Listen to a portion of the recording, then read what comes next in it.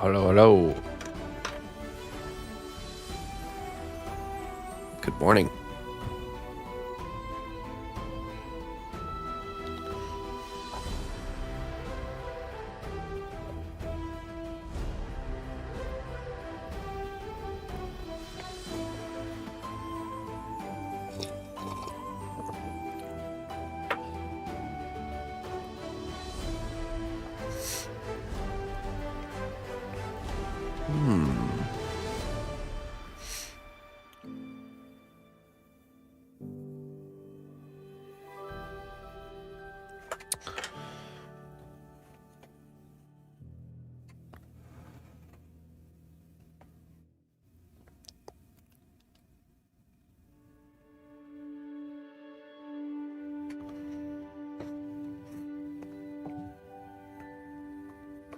Let's get some legs on our fella here. Then we'll switch to the sword.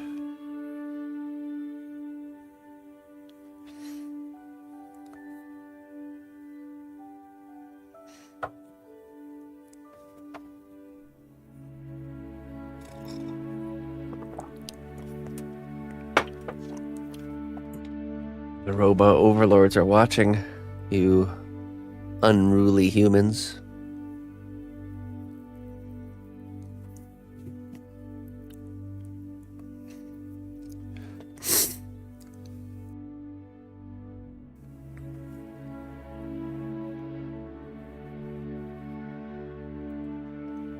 Your slip-up's already been added to your dossier, Clayton. They're keeping their eye on you now.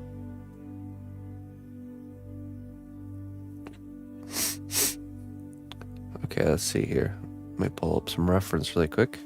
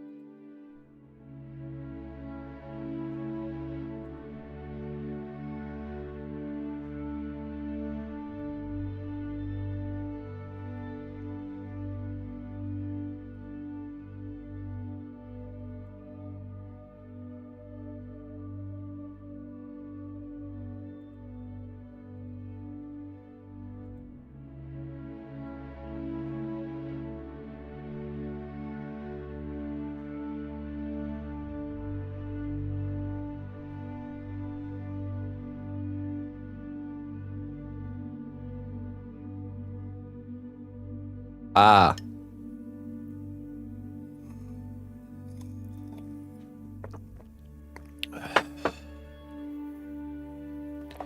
You're just like me. Can't be too bothered to type too much. Also something I need to work on. So I'm right there with you.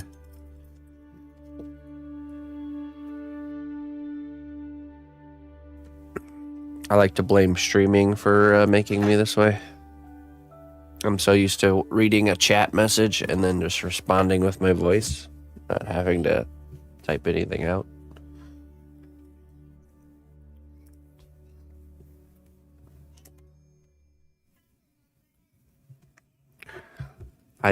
My bad behavior gets enabled by the ability to send messages with my voice. I do that a lot. People will text me a message, and then I'll just respond with like a little voice message. It's either that or the likelihood of it never getting a response is pretty high, so it's better than nothing. No, not my phone. Everyone knows not to contact my phone if you want to get a hold of me. It's my wife's phone. We kind of share a phone. We have one smartphone that we share, basically. And then I have a flip phone that's basically just for me to use if we ever need to be separated for whatever reason.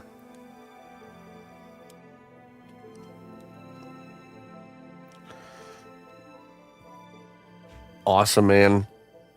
That's wonderful to hear. Squirtle still graces the startup screen. Man, my nose is acting up again today.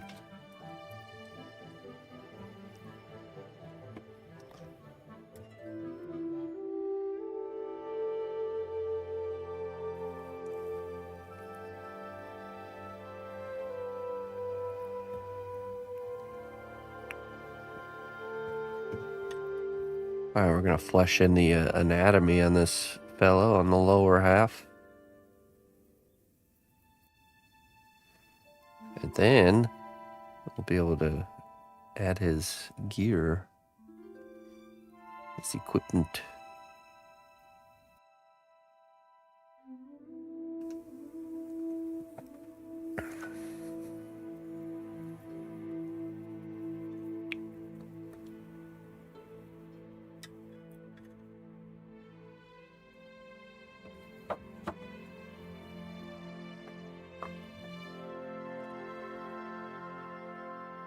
We'll start by adding a little base layer here.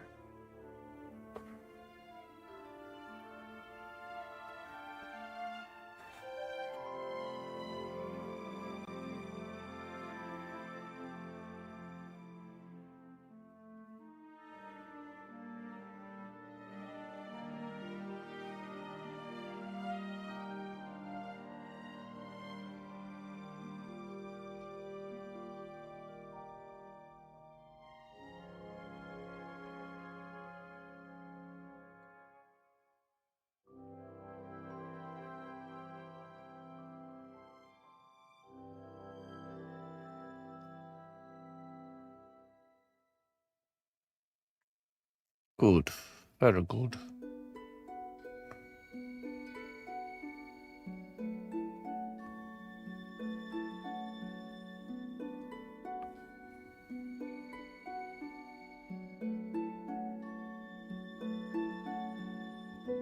Time to make Halloween Blastoise, Charizard, and Venusaur.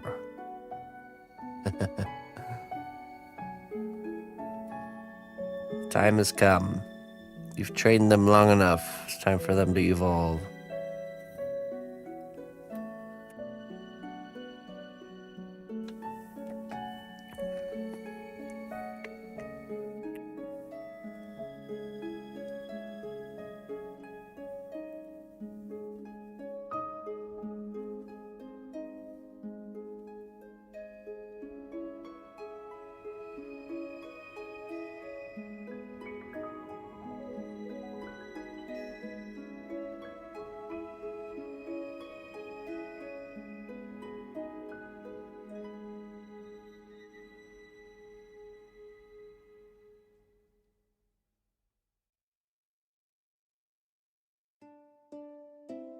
Basically our bones.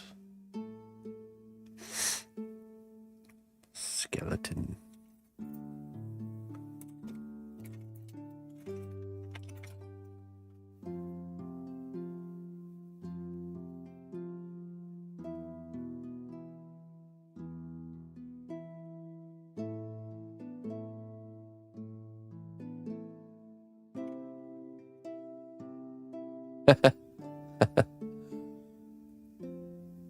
Well, not in the immediate future, but there might be windows coming. That'd be pretty epic. I do like making dragons.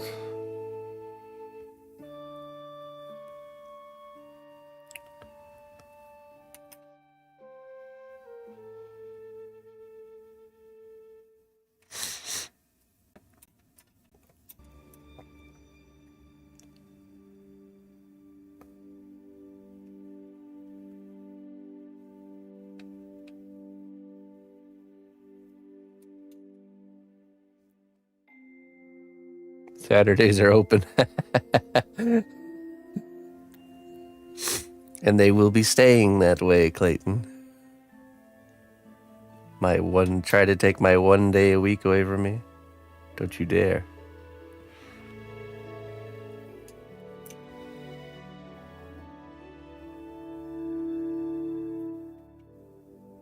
Yeah, for sure.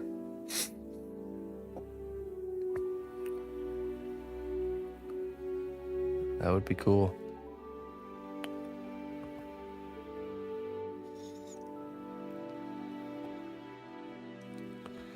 Mr. Barrick, good morning.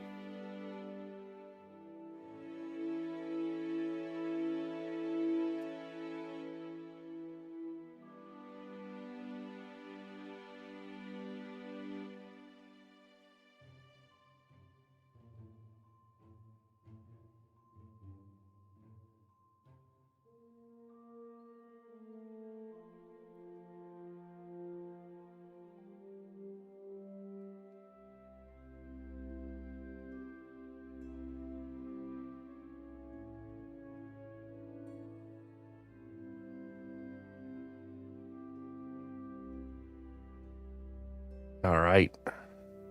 Cooking the breakfast.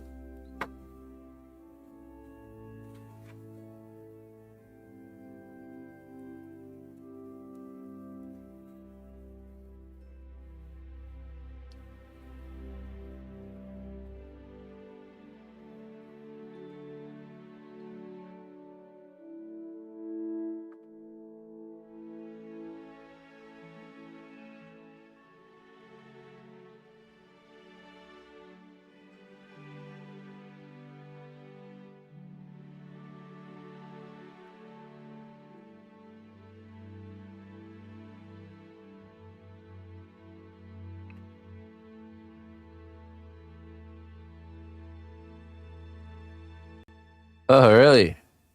Me?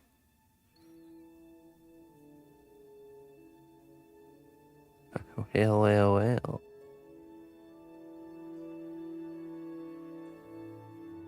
Full of surprises, are we?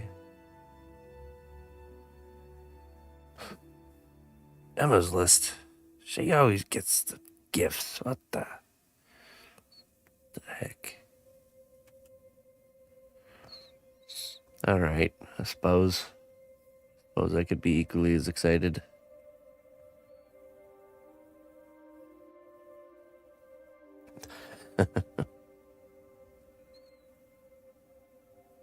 Cool, that's exciting. Good way to start Friday.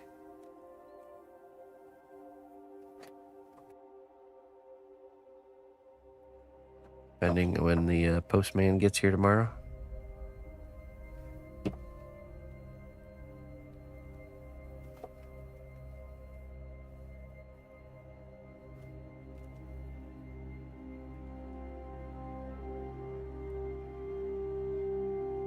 Got heads to be making tomorrow. Can't be opening boxes. Yeah. True. Much to do. Can't be bothered.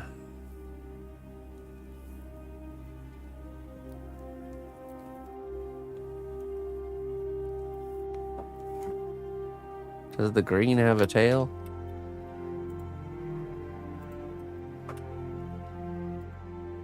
Yes, green has a tail. Okay.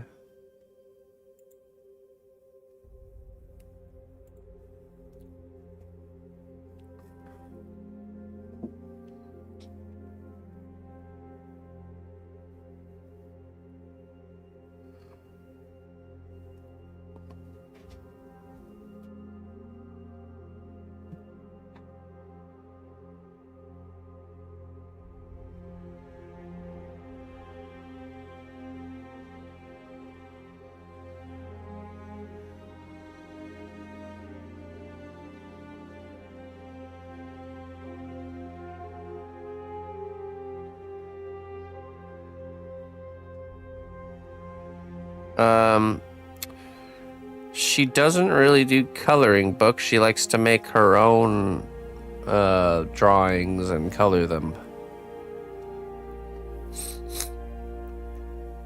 She really likes acrylic paint markers with the brush tip. A very particular child when it comes to art supplies. That's her kind of her main squeeze.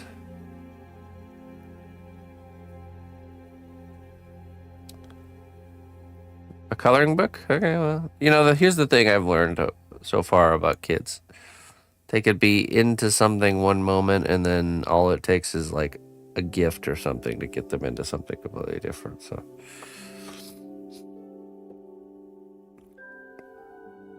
I never really like hold strong to the thing she's into or not into, because it changes.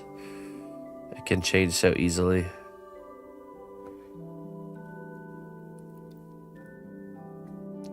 Just the other day,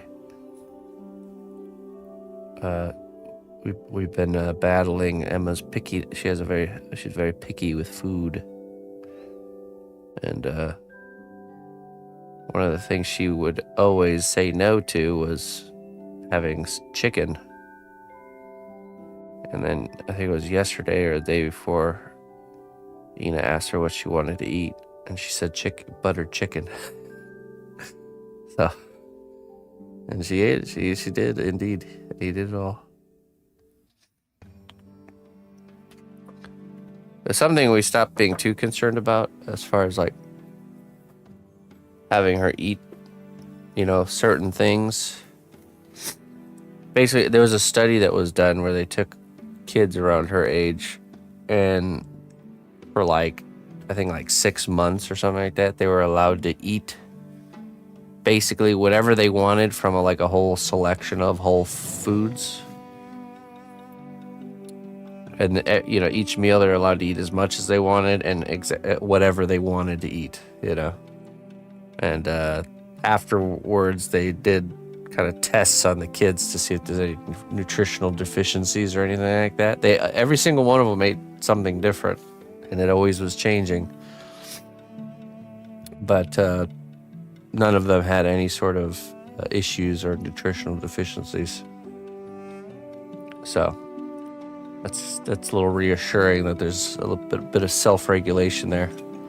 I'd say the only thing that she gets regulated on now is, you know, obviously she can't just choose to eat like sweets all the time. So, but other than that, she can have, you know, whatever she wants, food-wise, whatever she's feeling.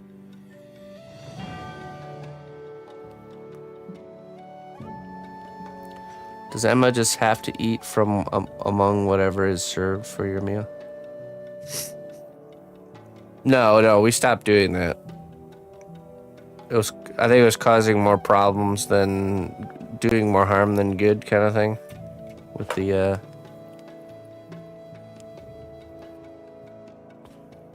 kids can get calories from cardboard. Yeah, basically.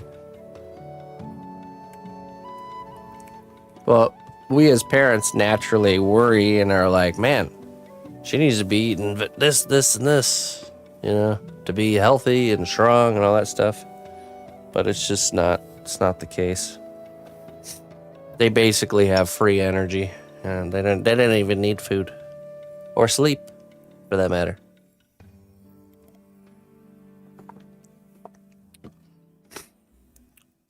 Let me refill my coffee real quick and get a tissue for my nose. I'll be right back.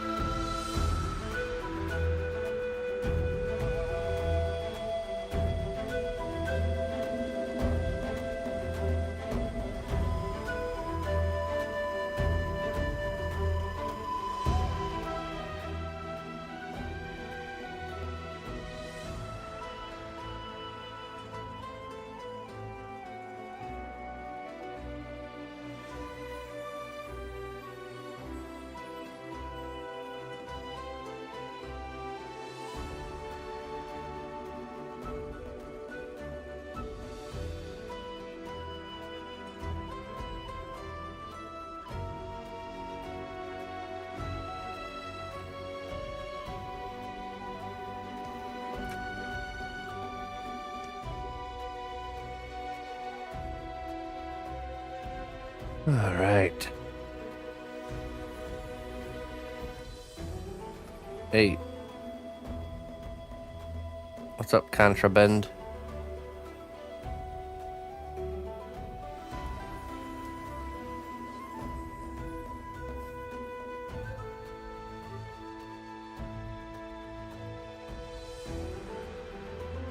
Goblin butt, that's right. Gluteus Maximus Aurelius.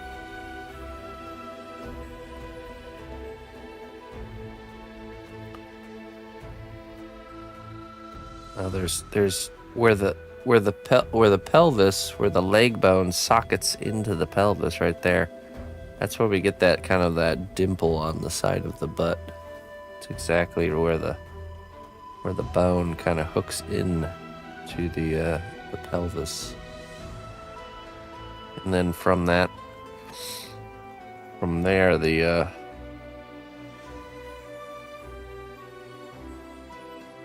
muscles kind of pull out from that point.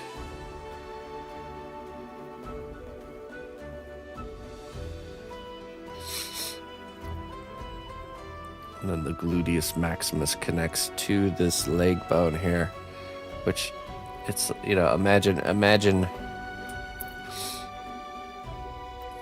muscles are rubber bands. The point A is the pelvis, the point B is the kind of the middle of the leg. So when you pull the leg back, that contracts the gluteus maximus, then retracts.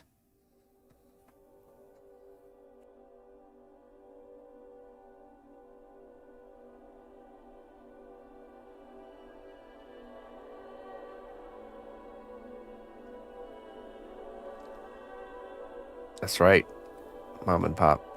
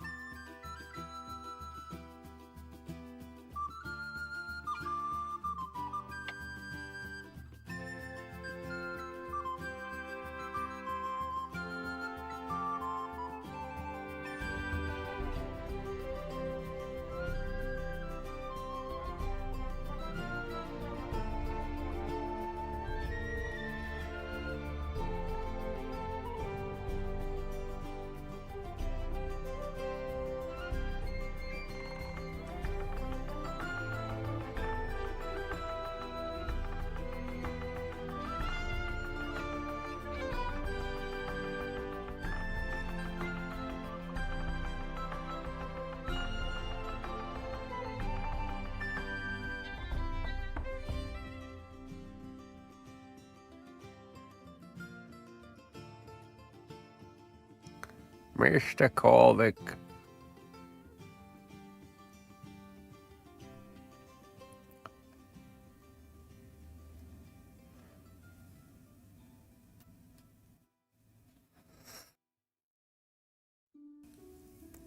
Excuse me.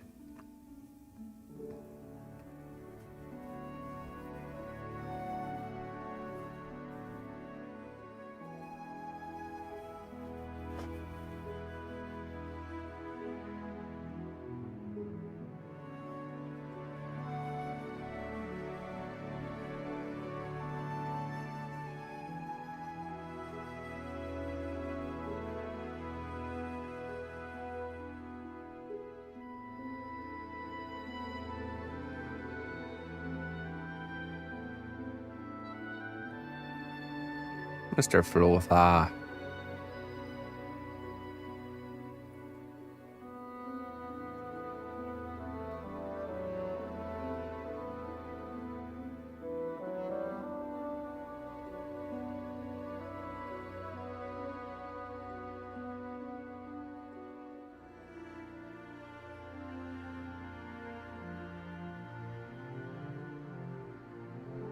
That's how Emma is, Jones.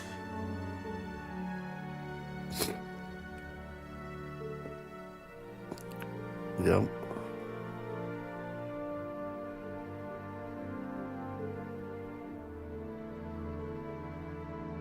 That's how I was, to be honest.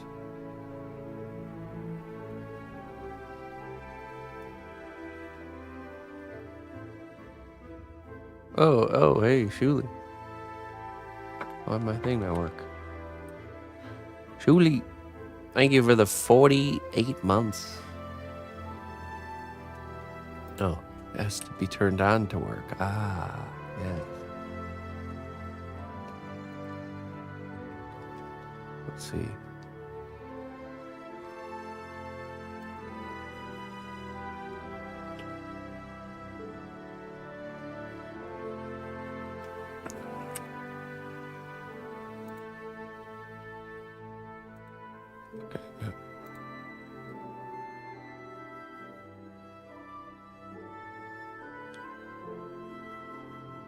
Okay, good. Now it's up and running. Let's run this here.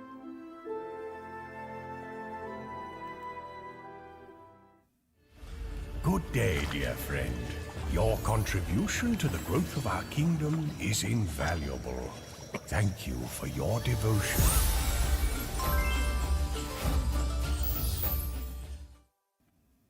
Thank you very much, Shuli. Thank you for sticking with me. Polyjuke potion.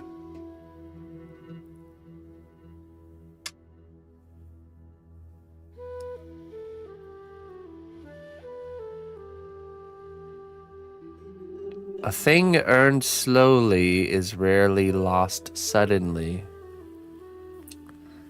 That's a good one. A thing earned slowly is rarely lost suddenly.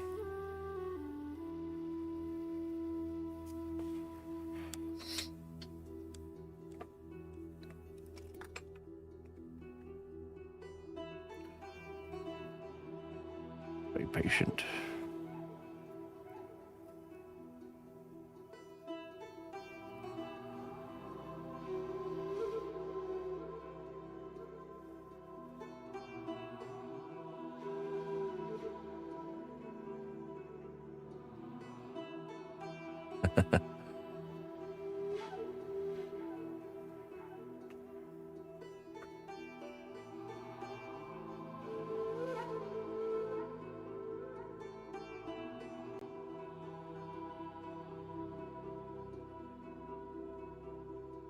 Yeah. I didn't stay a picky eater.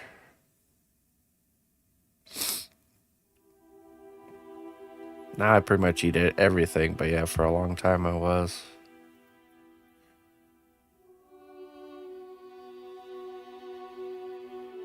You know, honestly, what helped overcome a lot of like these mental things with different foods was getting into gardening.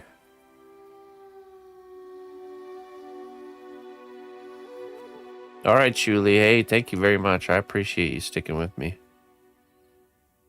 Thank you very much.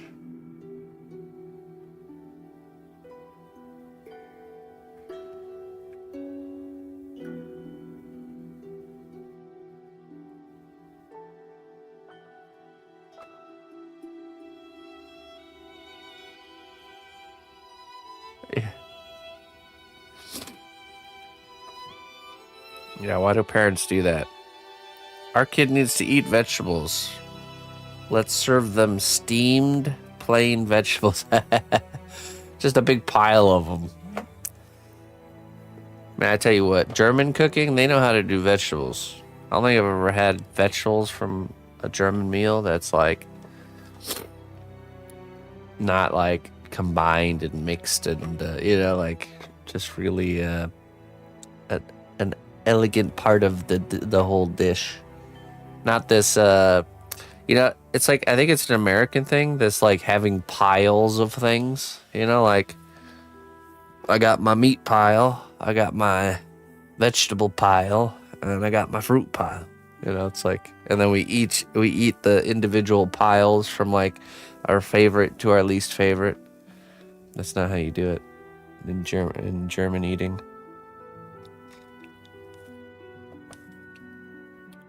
They'll have different elements of a dish in German eating, but they're meant to be combined together on the fork. Listen closely, traveler, to what I say. Twitch Prime does not even cost a dime.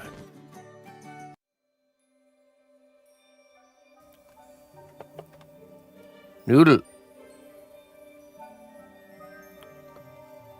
Hey, thank you very much, Noodle. 24 months, you're officially stuck here forever. Forever. Got another one. That's good, Noodle. Glad things are going well for you. Battling some stuffy nose issue today. Sorry about that.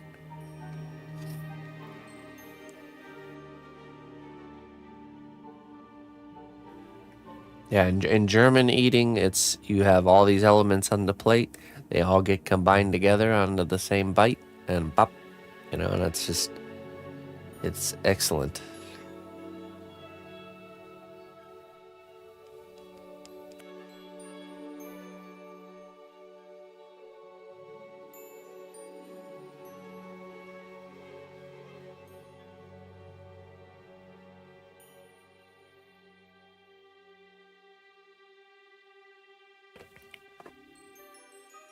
Yeah, we do. We do piles, and you eat each pile individually. Which is so funny. It's such like a caveman form of eating food compared to like this idea of combining these things together. A very unsophisticated way to do things. And then usually what ends up happening is you have your least favorite pile gets like left out, basically. Wrap it in a tortilla. We never grew out of the frozen TV dinner mindset. Yeah. You got your pile of corn right here. You got your pile of mashed potatoes. You got your pile of Salisbury steak. You got your pile of brownies.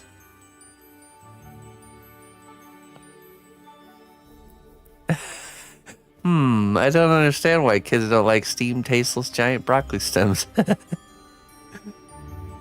Oh my goodness.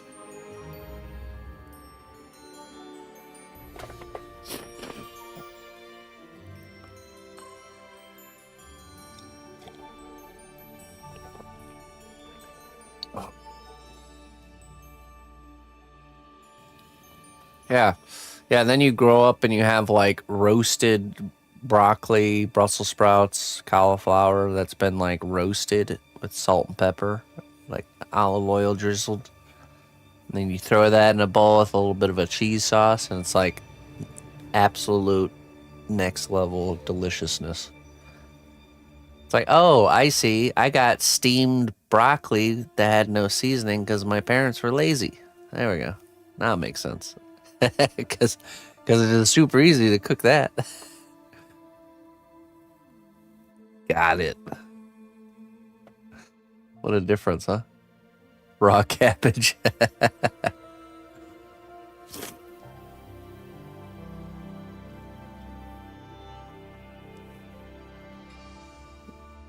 Jeez Louise. Anyways, we've learned with Emma the best thing, even though it's easy to fall into, is to like not force her to do things. To be more clever and patient about it. It's always a repeating lesson. So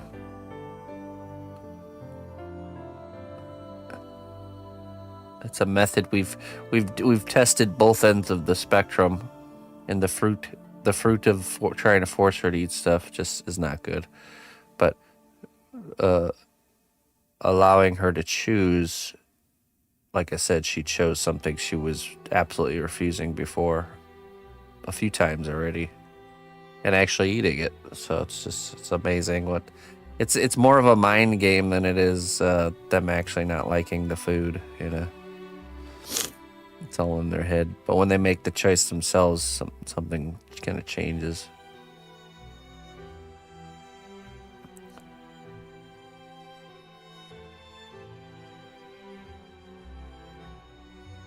Yeah. I mean, you can even see that quality she has with if you're too selective on like what she's making for you.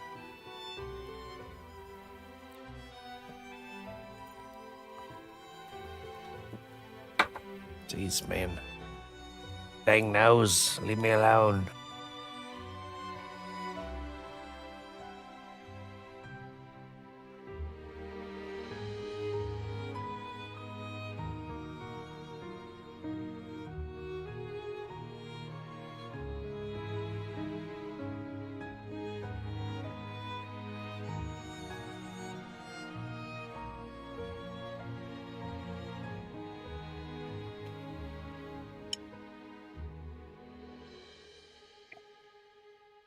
The the pre-ground pepper, box of cigarette ashes.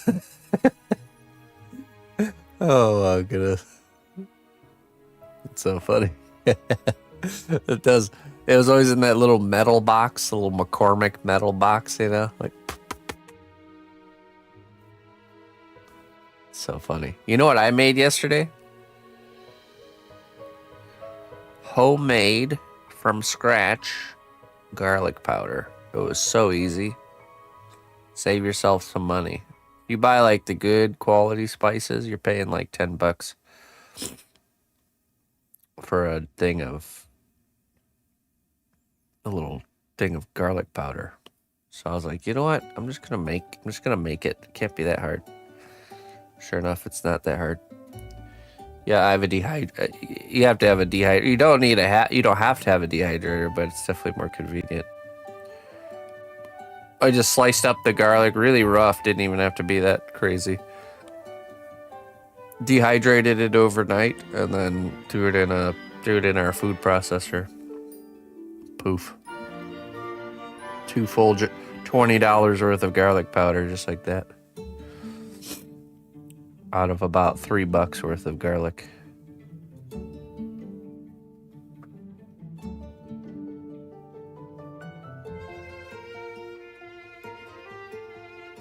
Did you know you can also make garlic powder out of the wrapper parts of the garlic? You know, the parts that you normally throw away. A lot of people do it that way. I use the whole garlics, but some people save all the wrapper parts, and then when they have enough, they'll process it into the... It is edible. And you can make garlic powder with it. Does it even have any nutrients? I mean, well, once you understand how garlic grows, yeah, I mean, it's green, it's full of stuff, it just dries out.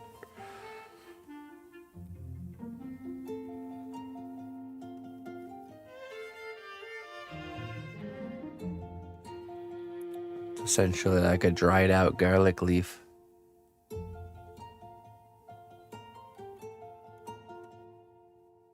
flavor in these wrappers, that's right.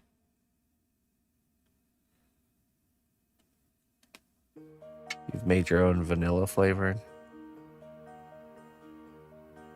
Oh, that's one that can cost a lot. But a vanilla bean costs a lot of money, too.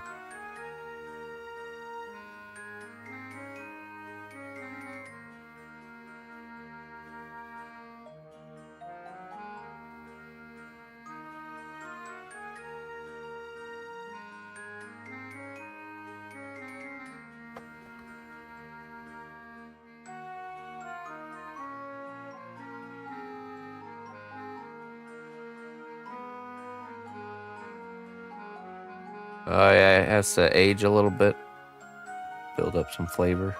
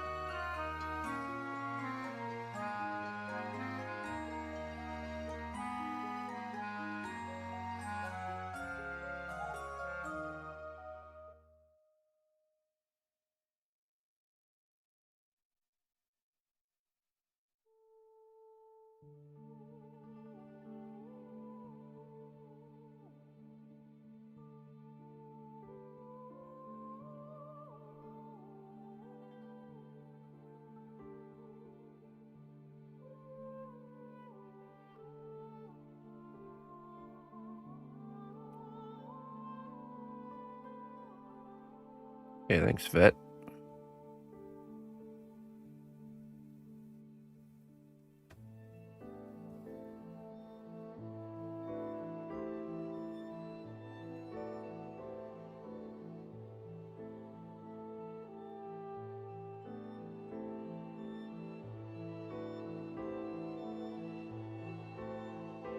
Thank you very much. I appreciate it. Thanks for sharing my work.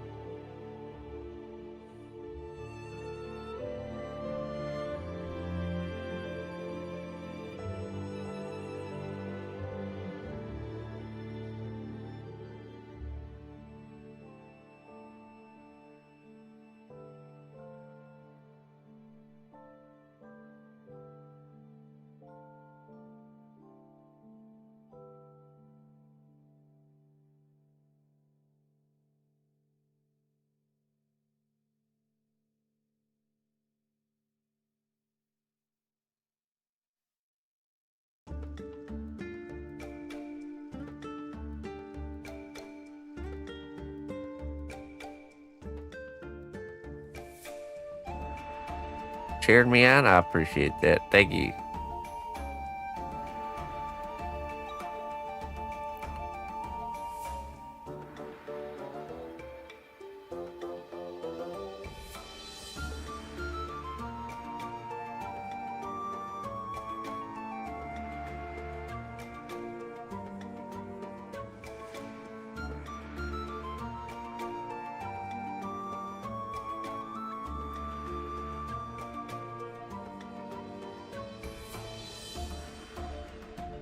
This one.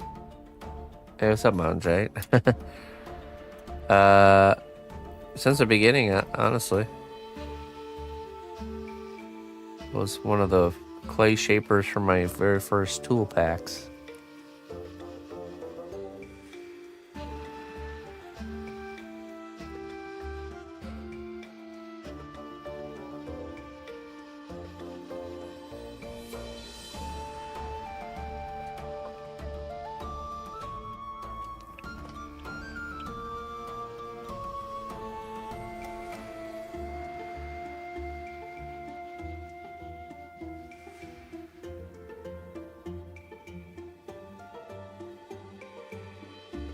The number 8.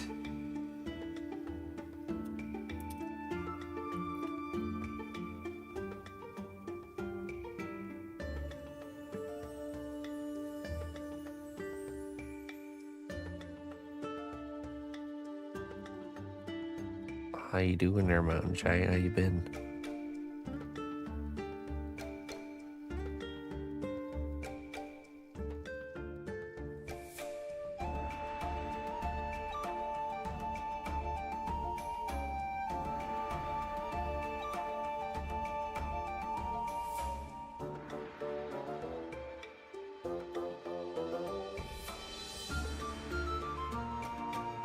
Use it down to a nub. Yeah, it seems pretty condensed. It's not really getting any smaller. It's just getting darker. You know, the starting wood. Actually, this is the same. This is a tool from the exact same pack that this one was from. You can see the color change over time. Pour number 30 got 0 attention. Only used to describe. This is what the end. This end used to be. This end here. But a long time ago, it was like this. A long time ago, I decided to pry open a paint can with it, and it broke that part off. You can even see the kind of the broken part right there. So then I just sanded the end down and continued to use it. So it became like this.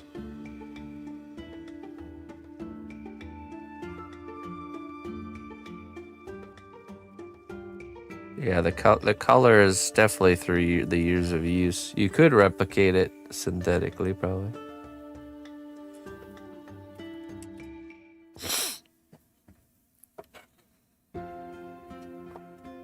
That's when I learned the lesson: don't pry open things with your delicate tools. Use a screwdriver or something.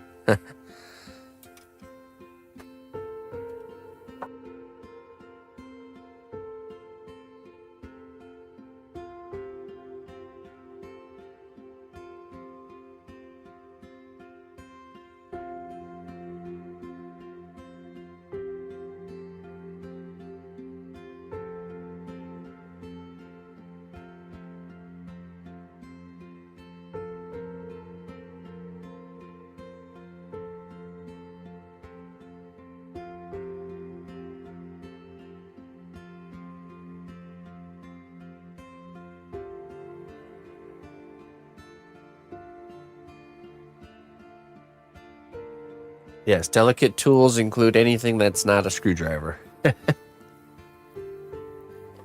Yeah, I will show you a non-delicate tool.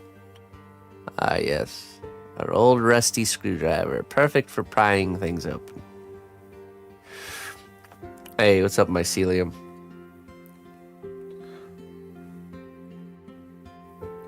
This would be considered a non-delicate tool, but it does have a nice aged patina on the handle there.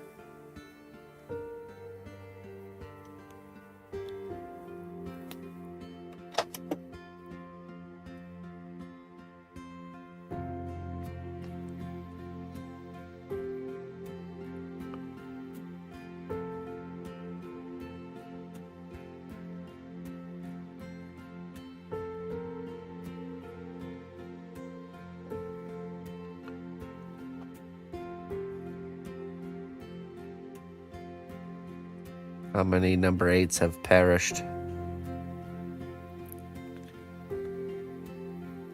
over the years?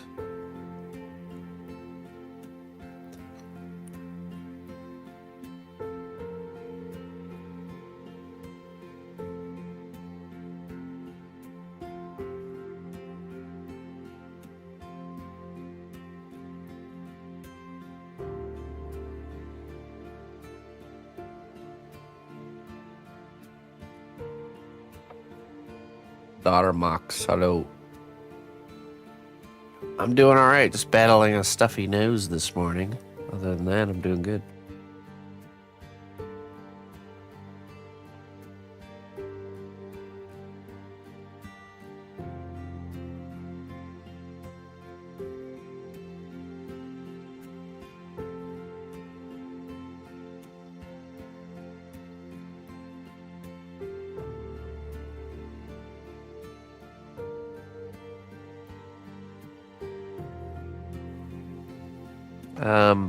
Did my earlier days begin with blue tack? No. No, it started with, at first it was like modeling clay, which is like that colored oil-based clay that they have in like schools that never dries. Then ceramic, the clay you have to like fire in a kiln. I did a lot of ceramic in like high school. Then polymer clay, which is the type of clay I'm using right now. It's kind of the clay trajectory.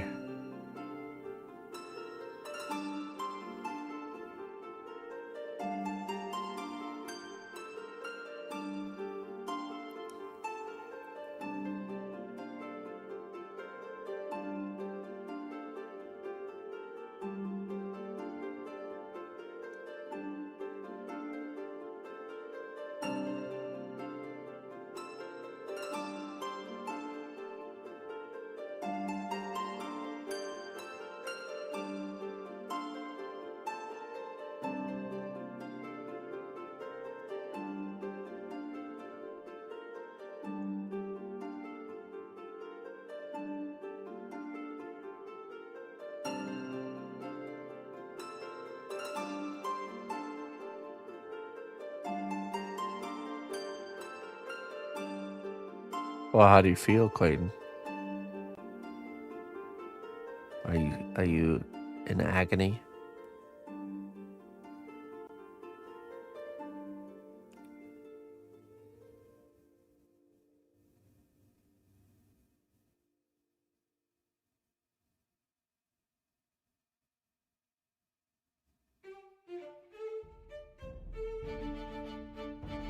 Might as well wait till like 19 hours, I would say.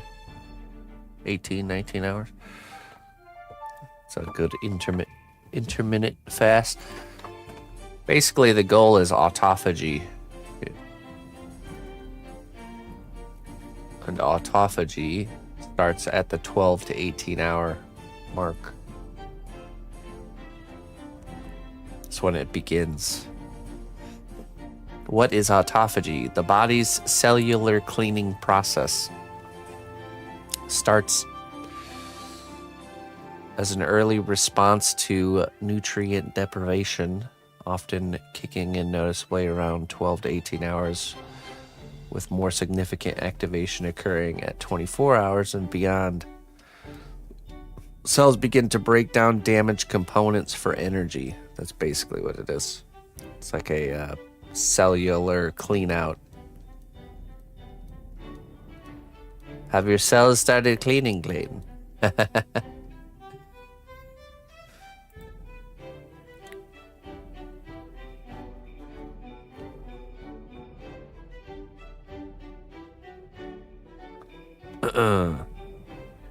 It's a continuous process, but it's significantly ramped up when cells sense scarcity, triggered by factors like fasting, exercise, calorie restriction.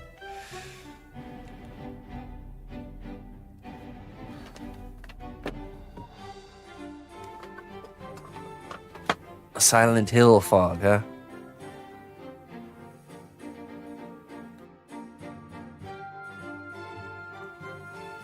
Exactly, yep.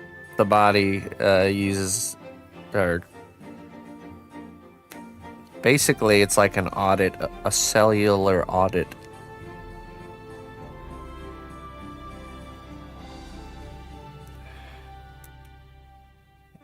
Old Jimmy hasn't been performing quite well. A little bit damaged. We're gonna have to throw him into the furnace for energy. Sorry, Jim, we know you served us for 36 years, but you know, you're just not doing a efficient job there, buddy. Hard times, hard times.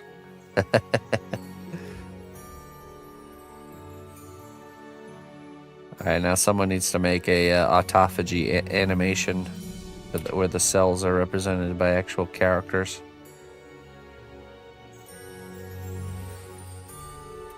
The story will follow all the lazy cells that haven't been doing a good job trying to escape their doom of being broken down for energy.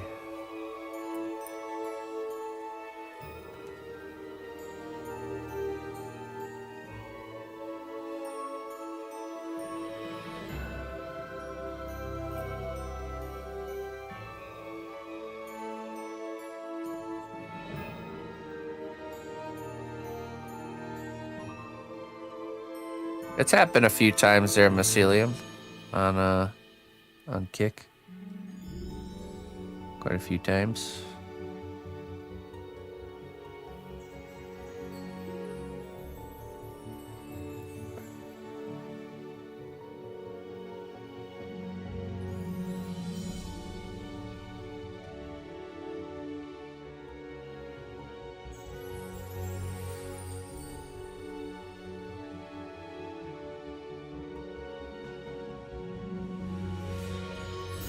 Cells at work. Oh, that's interesting. Basic premise, like cells are like office workers, basically. Same premise.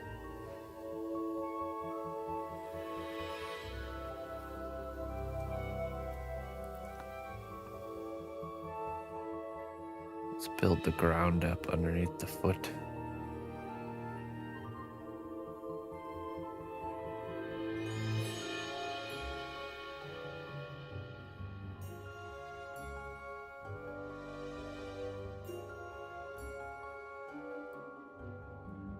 Okay. Interesting.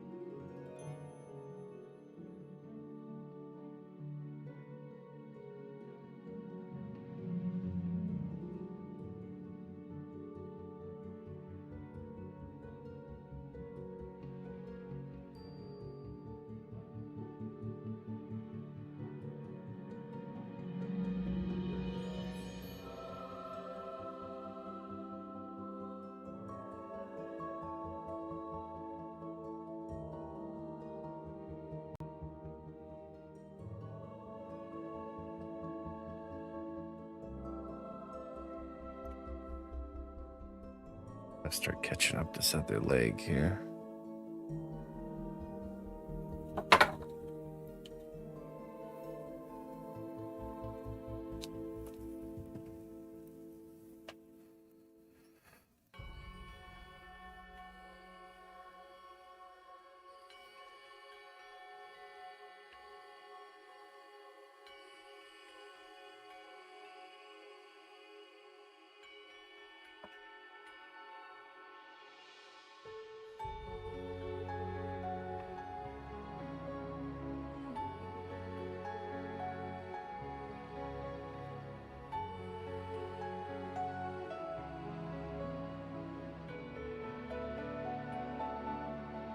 La vida.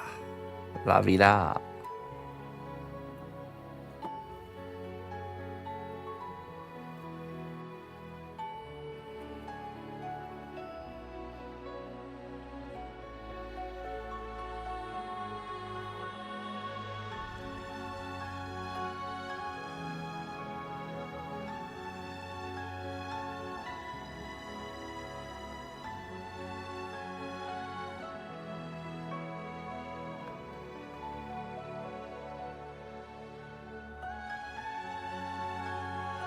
Trees and plants. I sculpt anything people pay me to sculpt, basically. I see that.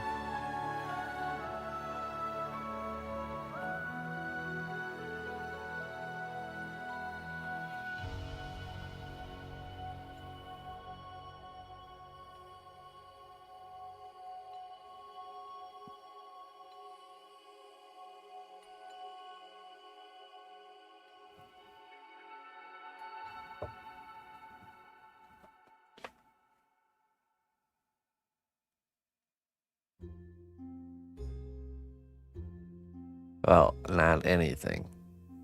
There obviously are restrictions.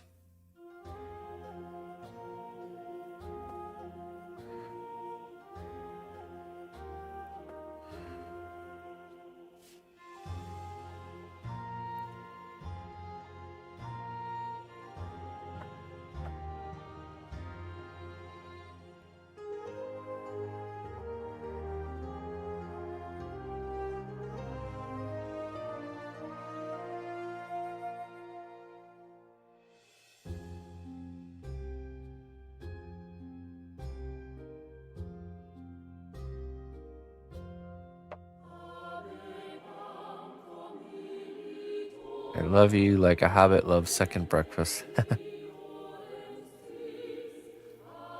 She knows the way to your heart, Jones. through Lord of the Rings quotes. Lord of the Rings lore is the key to Jones' heart.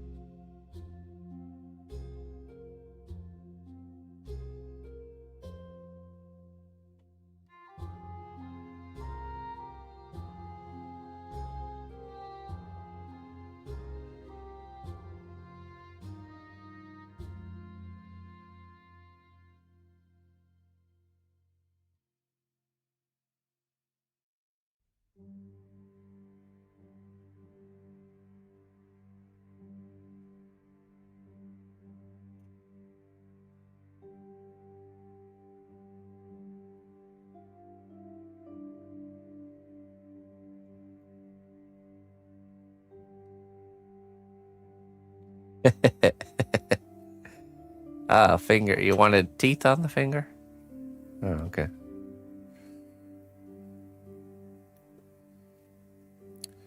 Maybe Frodo's finger turns into some sort of creature of some sort, like the residual magic of the ring causes the finger to come spring into life and create like a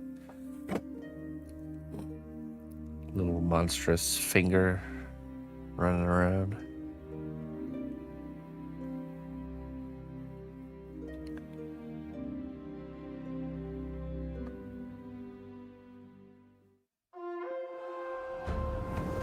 The strength of the cnotbusch kingdom lies not in our walls, but in our people.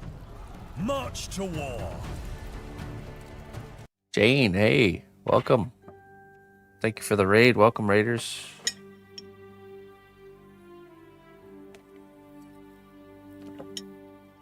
Sculpted some minion legs here for this minion.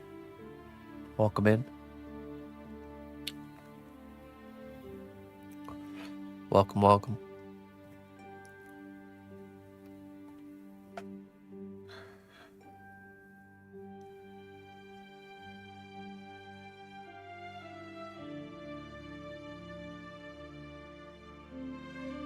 Some of my emotes aren't appearing and or moving. Did these get bounced up to tier 3? No, I don't think so. We didn't change anything recently. The only thing we did was add some new ones. But not for tier 3, just for a regular.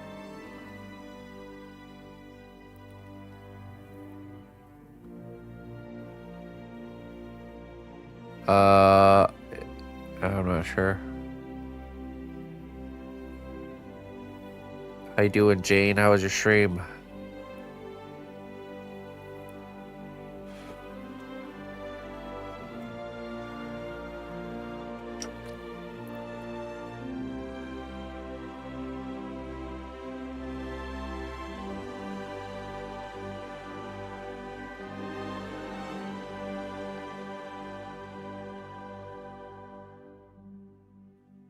Oh my goodness.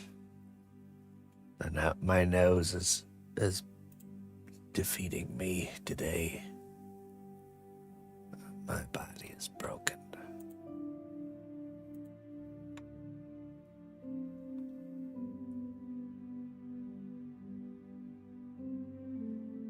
Hey, Spawny. Let's see. Bardiche is still there. Looks like it's working for me.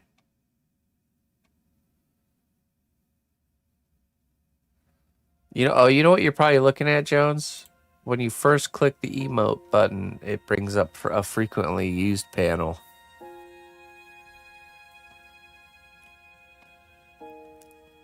Maybe that's what it is. I have to scroll down to cnotbusch.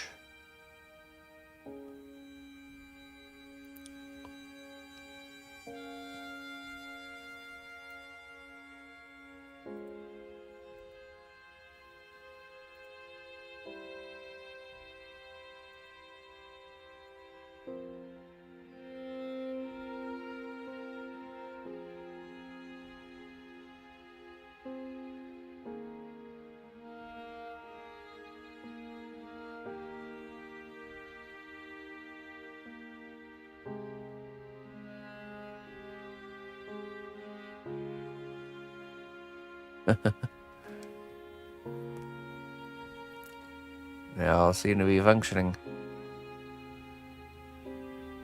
Oh no.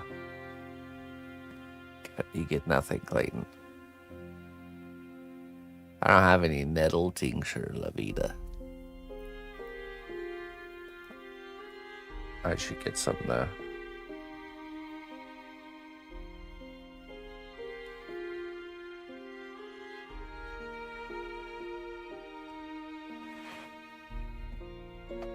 Like 5 things not appearing for you?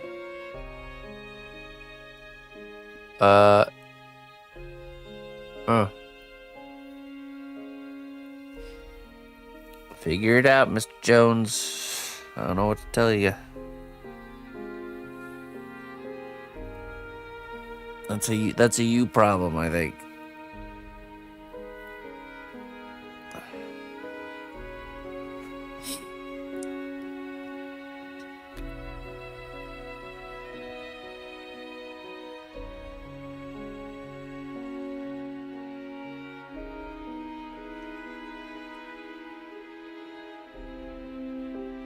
Yeah, right.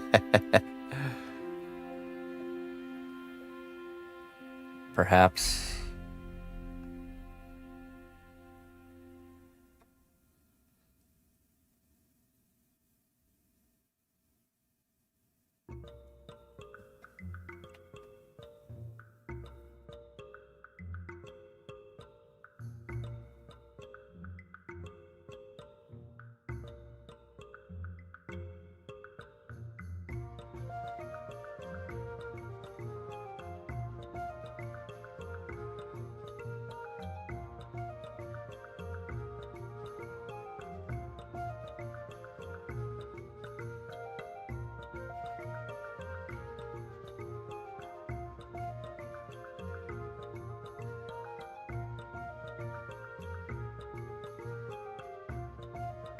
Wow. Levita unsubbed me.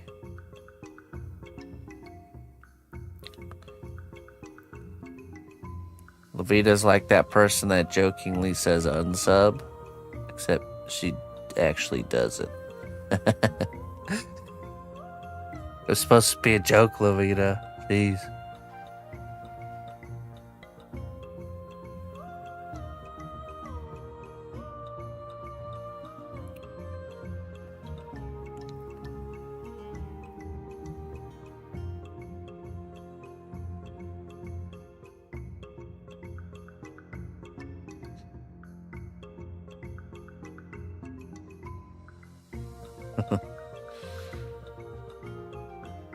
Ah, right.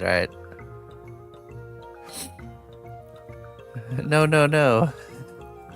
I didn't unsubscribe. I just paused it long term. Don't worry, cnotbusch. I see. You're going for the easy letdown, huh? I'm on to you. I'm on to you.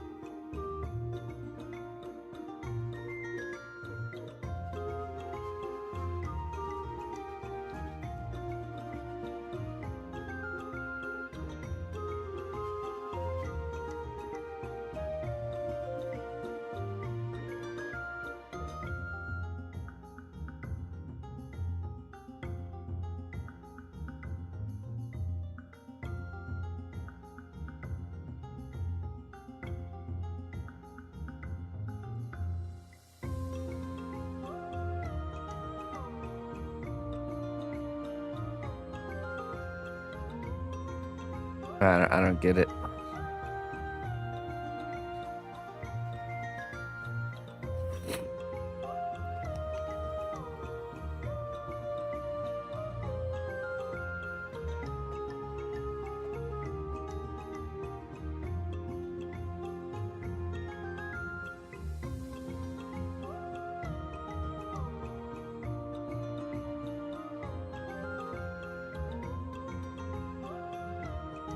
Hey, Margaret.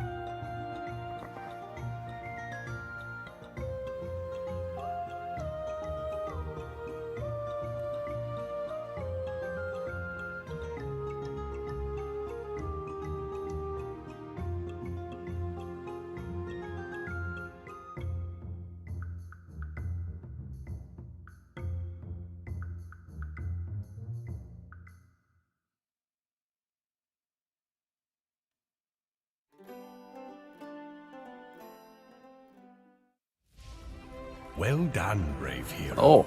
Your labor has borne fruit. Enjoy these goods as a reward for your dedication. All right. Welcome back, Levita Lux. Welcome back indeed. Thank you very much, Levita. 16 months.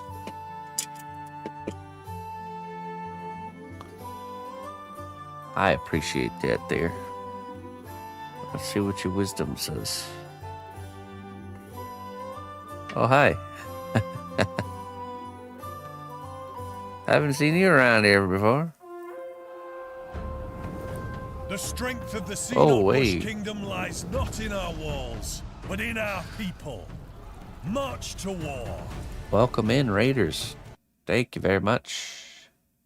Dusk Diamond, thank you very much for the raid. Welcome. Come on in. We're sculpting a minion from the game Overlord. Doing his legs right now. I'm about to read a wisdom for Levita. Something I do for my tier 1, 2, and 3 subscribers.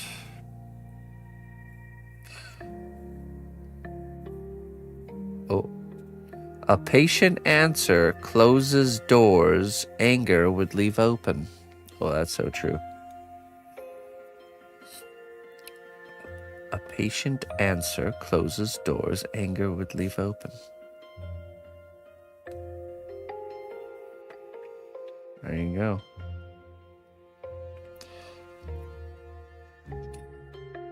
Definitely the truth. So what was Dusk up to? What does Dusk do on stream? Today's kingdom word of the day is librocubicalarist. A person who enjoys reading in bed. Librocubicalarist.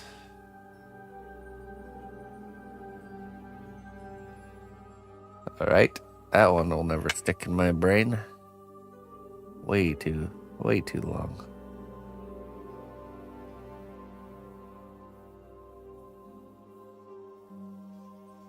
Q. Oh, okay. Not K. Librocubicalarist. No. No, we're not doing that one.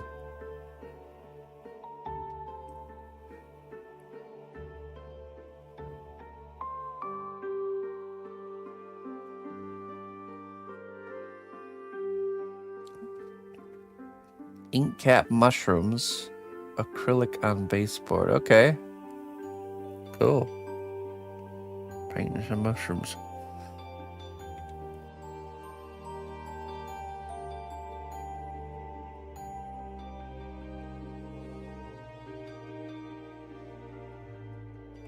Thanks, but I forgot the word already. What was the word again? Repeat that a few more times there, cnotbusch.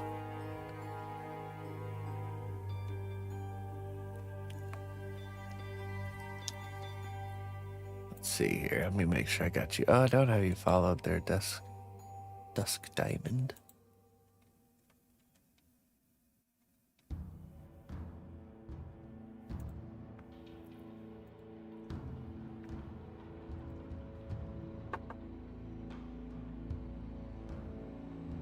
Oh, wow, okay.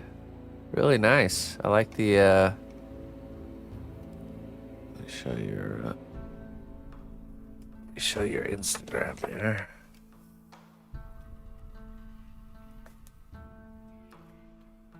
Really excellent work.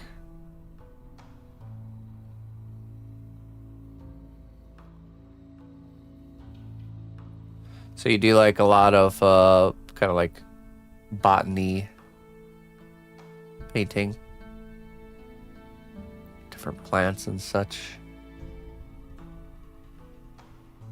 Oh, that looks awesome. Oh, hey, look at it. We do like mushrooms here.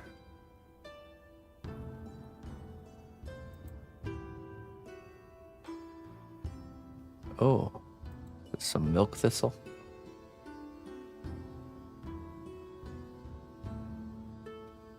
Dashels. You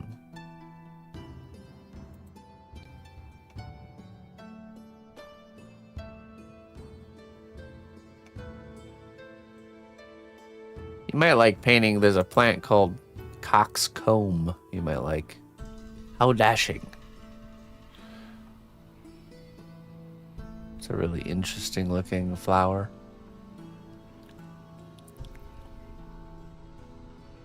I could see you doing a great job with that one.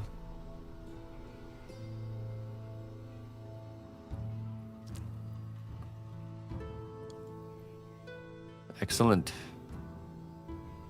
I tell you, excellent. That's what I think.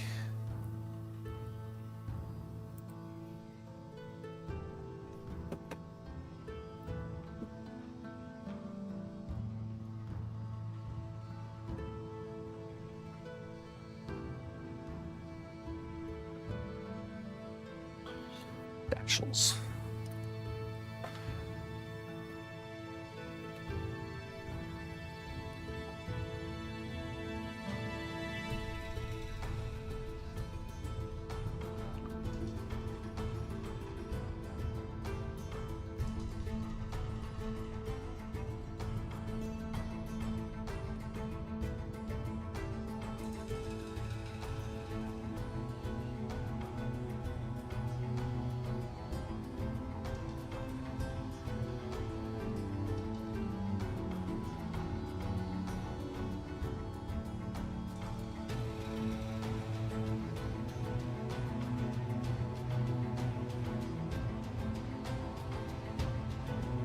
Dashles.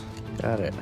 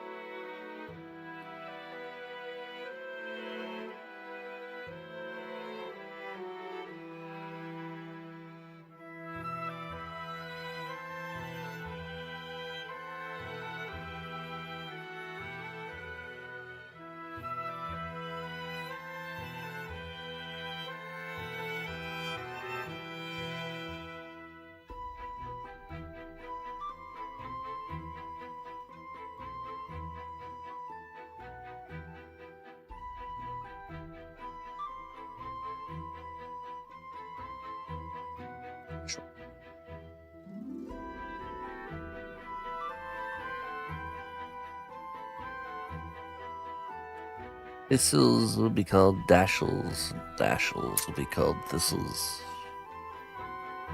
So it is.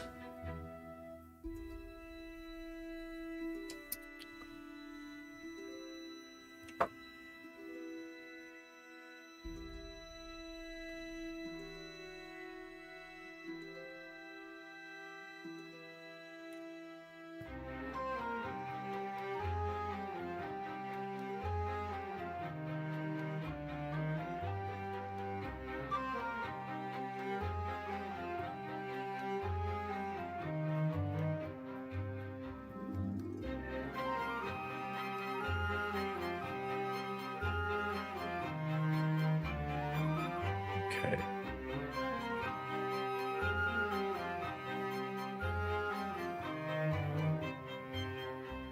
Ready to sculpt the foot here. But first, I need more nose paper and coffee. I will be right back.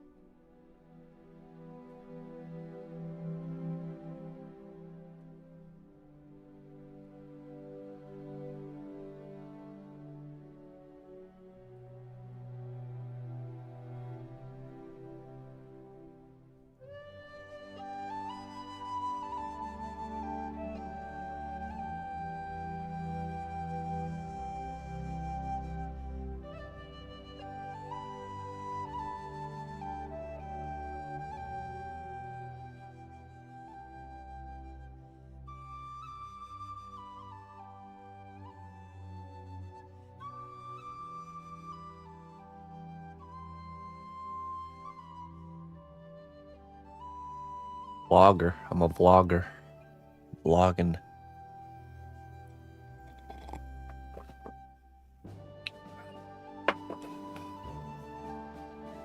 Professional vlogger.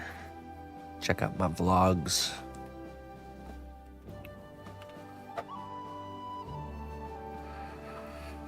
Okay, let's see here.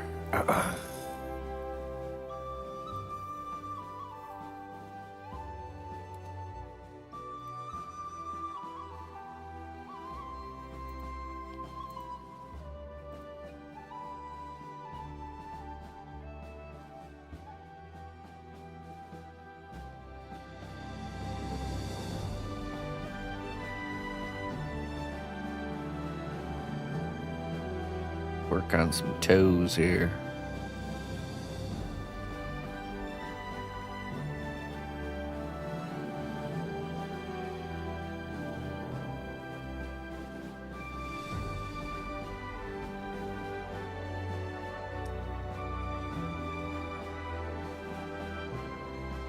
Toes, the windows to the soul. I think that's how that goes. Yeah, something like that.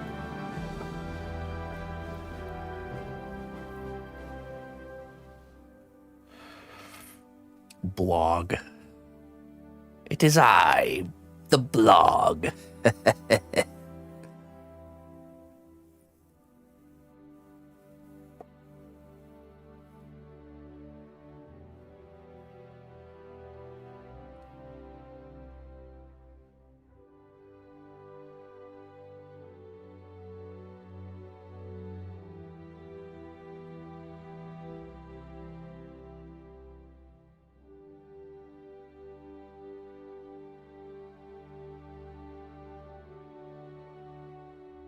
Is it really?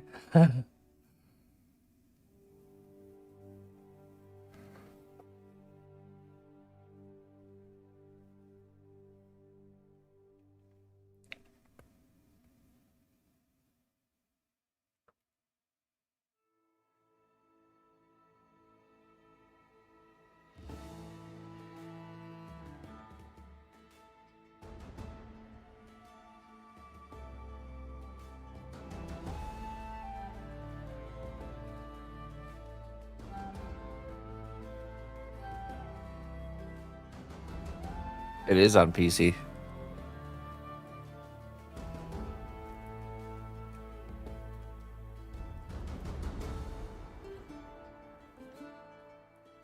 Liquid iodine. Interesting. Haven't heard that one before, mycelium. I don't doubt it.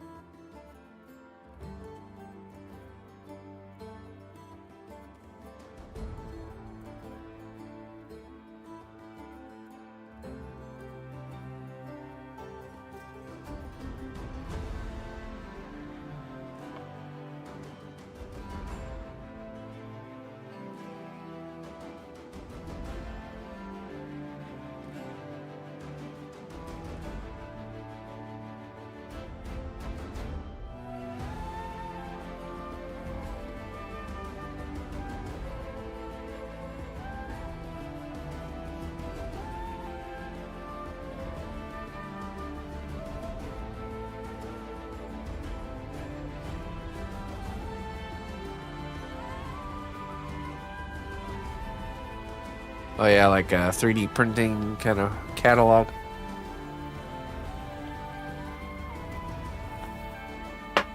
Sounds like fun.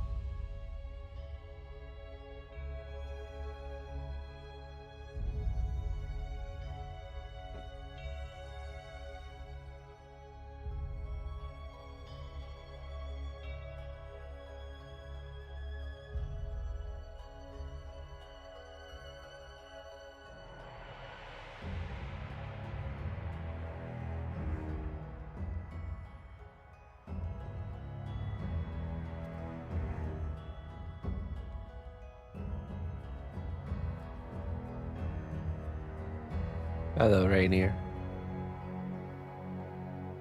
The sun rises in my kingdom once again. It is a glorious day.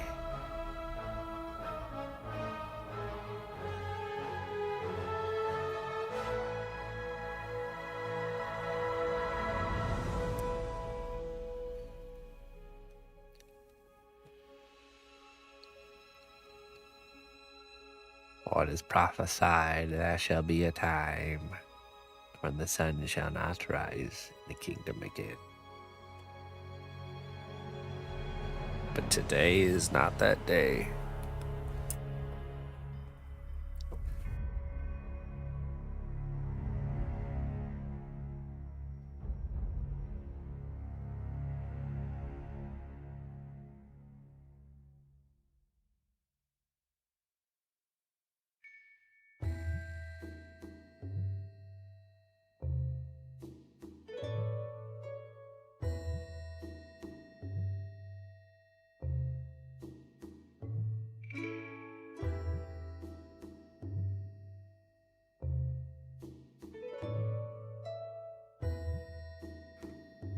Oh my goodness.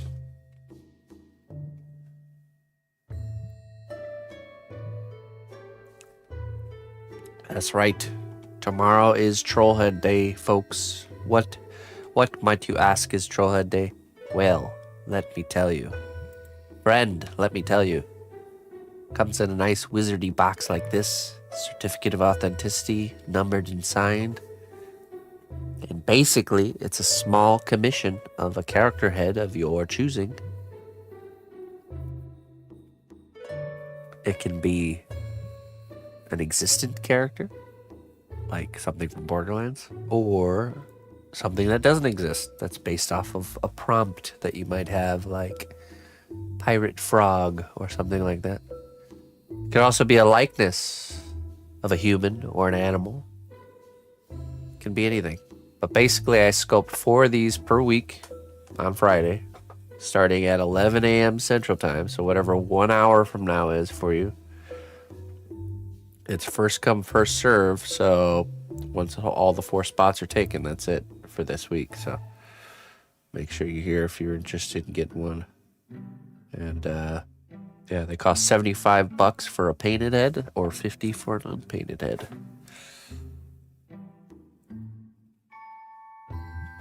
All right.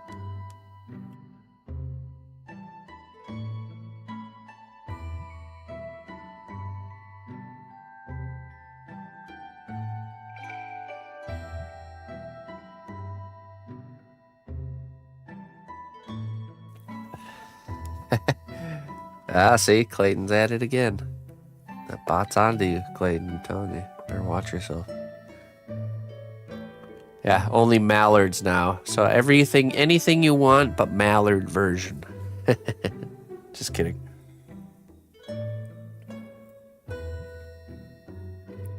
All right.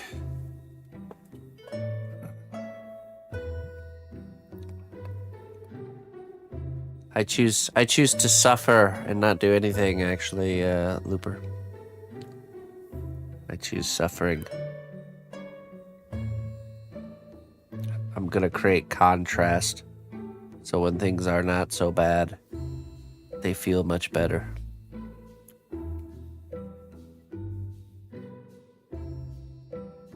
Also, I can't be bothered to go get anything for this, so I'm just gonna suffer.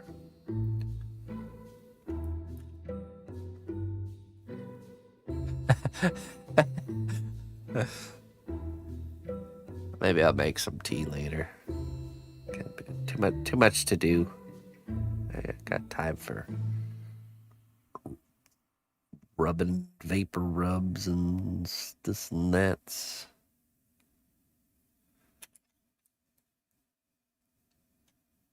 They are going by quick.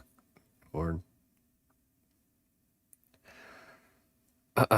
It's okay. I'm very looking forward to this weekend because the missus has decided to join me and my brother on our vintage story quest.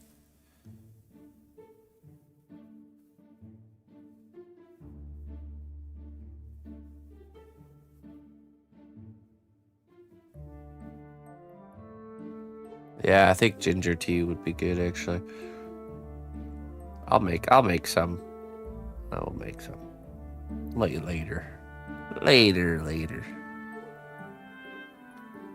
Ain't nobody got time for brewing tea right now. Who's gonna sculpt this naked goblin? They don't sculpt themselves.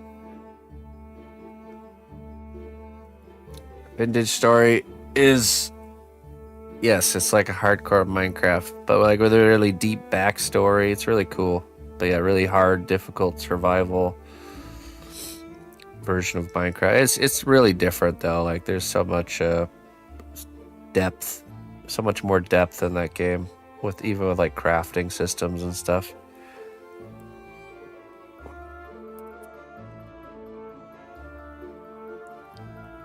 Okay, so the step we're on right now is the only part of this that's sculptable is the legs. So I'm filling in the anatomy of the legs all the way down to the foot. Once we have everything shaped, we're gonna go through and we're gonna texture and do details on the skin. And then we will bake it. We'll bake the whole thing, lock it in. These parts are already baked here, see? I can touch these parts. And then after that, then we'll have this naked goblin that we can then add clothing to. So it'll be baked, locked in, and then we'll do another layer of clay on top where we'll get to kind of design the armor and the gear. So yeah, they go back to the oven, and you can see, the clay I use is called cos clay, and it's actually flexible like rubber. So you can really see there's a lot of bend here. You don't have to worry about messing these up. Same with like the ears and the spikes and all that stuff. So it's a really durable material.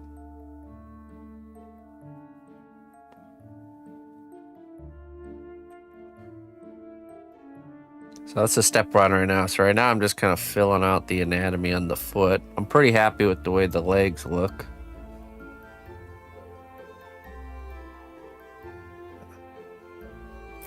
I'm gonna add that nice little shin bone right here. This is where you see right about there.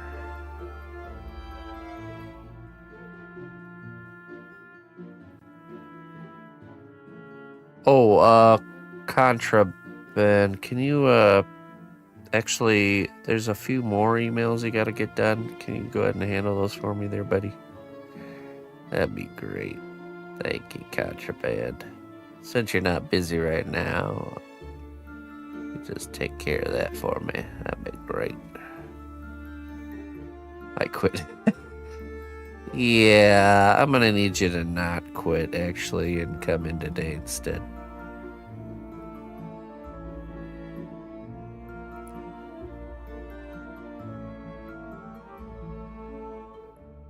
Thanks, buddy. I'm gonna... Yeah, I'm gonna need you. I'm gonna need that.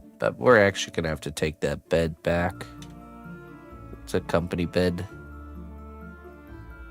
We paid you the money that you used to buy it, so therefore it's ours.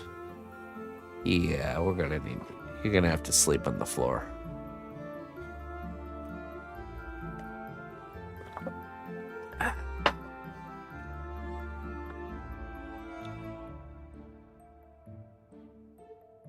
It won't burn. No, it won't burn. And it won't over harden. Nope.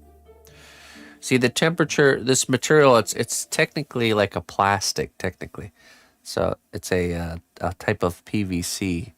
And when you heat it up at the right temperature, it's just like when you heat up plastic where it gets pliable again, but doesn't, you know, you can't really overheat it. So you can burn it if you overheat it, like heat it up really hot or hotter than the prescribed temperature. But other than that, no.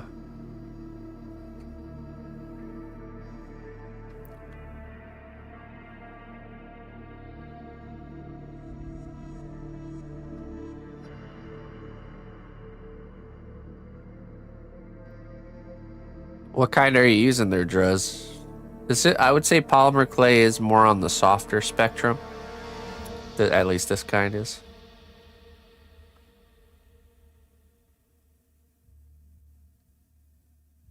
This floor is made out of floor. Yeah, we're gonna need that floor, actually. We're gonna need that. There's a company recall. Did you get the message about the TPS report cover sheets?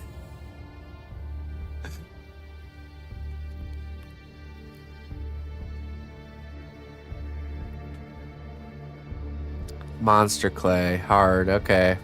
Yeah. Yeah, I mean, I've used Chavant, or I use Chavant for sculpture sketches.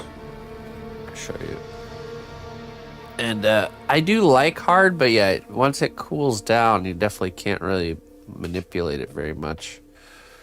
Let me show you. I do. The thing about monster clay is you really can't make any finished work with it. So I use it as a sketching medium. So before I start a larger piece, I will produce a quick sketch.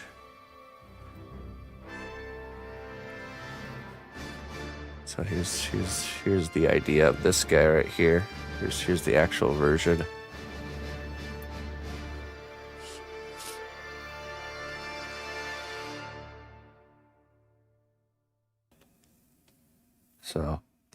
So this sketch was produced in like 4 hours. Here's our goblin.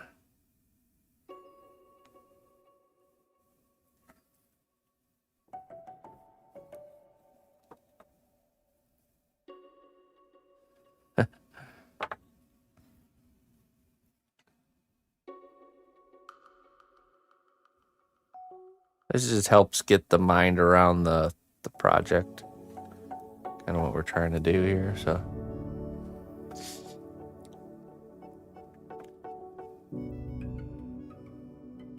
He grew. Yeah, I mean, you can see the Overlord himself is bigger in the final version as well. Here's his sword will be kind of like this, right? So.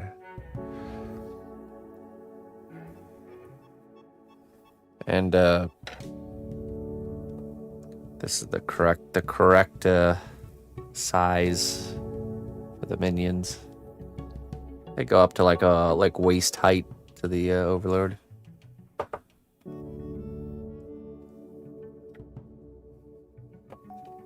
Now this clay that you see me work with, the polymer clay, it's soft until you harden it. So you don't have to like, it's not changing, the softness of it's not really changing. It's staying consistent until you're done. So that's a difference.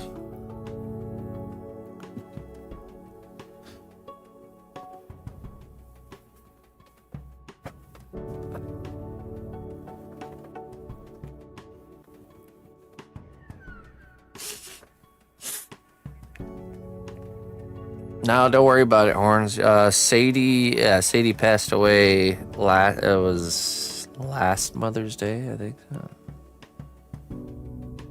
It was over a year ago. It's like a year and a half ago. Yeah, she passed away. Annie's still here. She's doing well. She just doesn't hang out in the almost 2 years ago, yeah. She just doesn't hang out in the workshop like Sadie was a workshop dog, you know. She loved being in the workshop with me. That was all she wanted to do, so.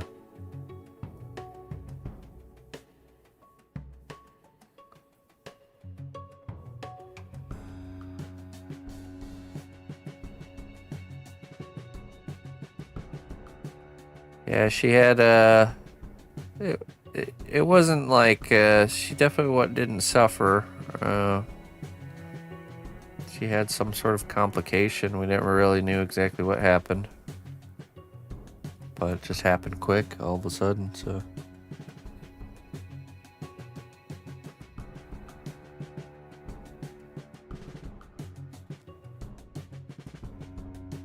just like a real quick. I don't know, basically she just started kind of like not getting up, as if something was wrong with her back. And we had set up with we had like a vet that can come out to the house, and you know, she was in pain, so we're giving her some stuff for the pain. And then before the vet could even get to our house for the checkup, she just passed away. I was sleeping on the couch to keep an eye on her through the night, and just woke up and she was doing her breathing had kind of changed, you know. It's weird to describe. It's like you can just kind of tell something's not okay, you know, something's not good. And yeah, sure enough, I went and woke up Ina, and she came out, and it was like, then she just, breathing got heavier until she just stopped breathing, basically. right in our arms. But, you know, she was older. She was 13 years old. And she didn't really have any health issues like throughout her whole life, so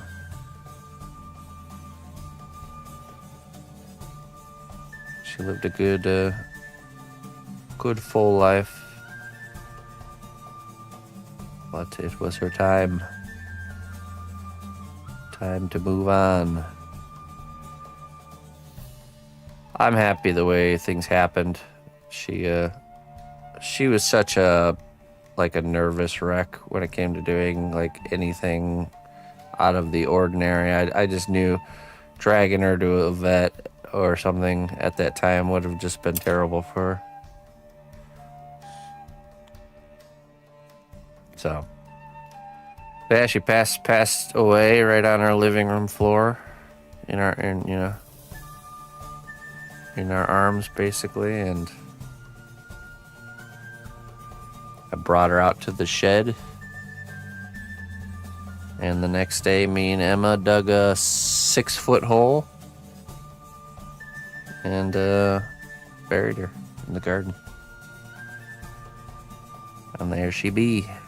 Well, her body anyway.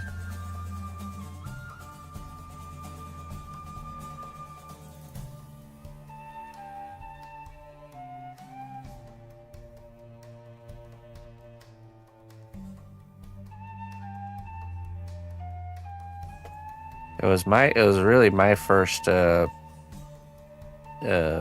real closer encounter with death. So, before that, I never really had anybody that close to me pass away. So Sadie kind of broke the ice for me for that experience.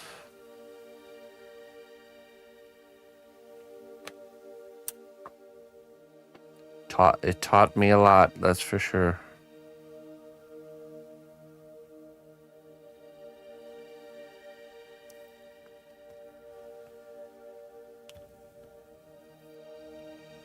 With Sadie, it hit really hard because, we had gotten her. I got her as a puppy, like tiny little puppy.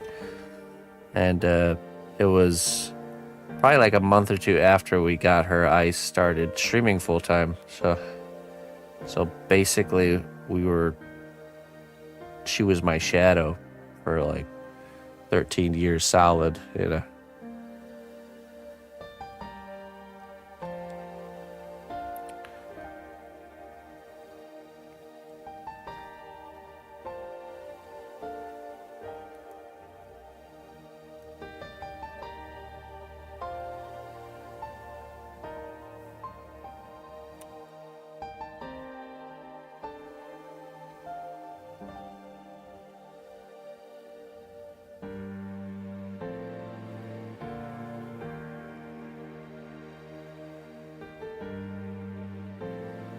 Yeah. Sadie was my first dog that was just like not a family dog, but like my dog, She helped me through a really tough transitional time of my life when everything kind of fell apart out in Colorado, and I ended up moving back home, and she was with me through that whole thing, and then got me safely to my family today. So she was there for that big life transition,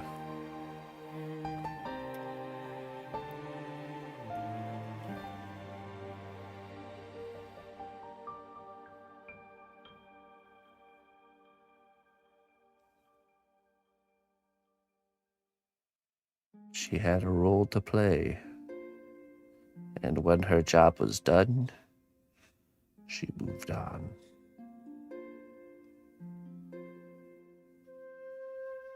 As we all will.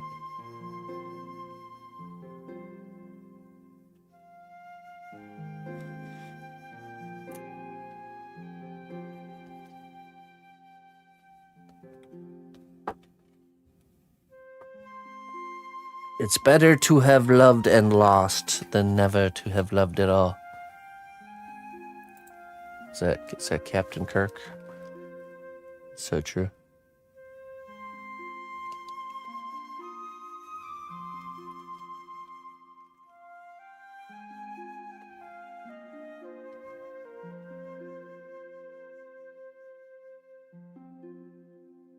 Oh no. First was written in 1950 or 1850. Author Henry Hallam.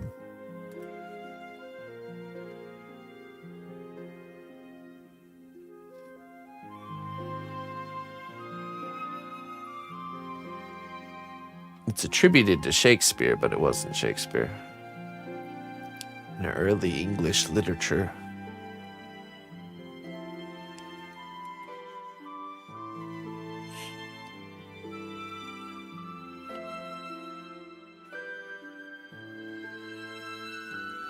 Sleep Token instrumental? I'm not sure. Hello, coffee.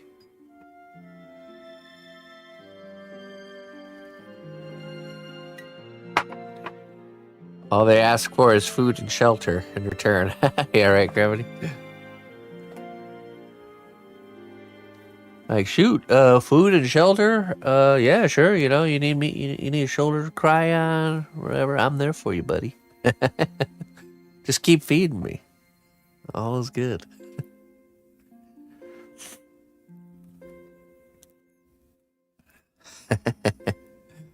I was listening to a story, so I like to listen to audio stuff when I'm like doing dishes and cooking in the kitchen. And I started listening to these stories. I Shouldn't Be Alive. It's a series. It used to be a show, I guess, but they're on YouTube, like full length.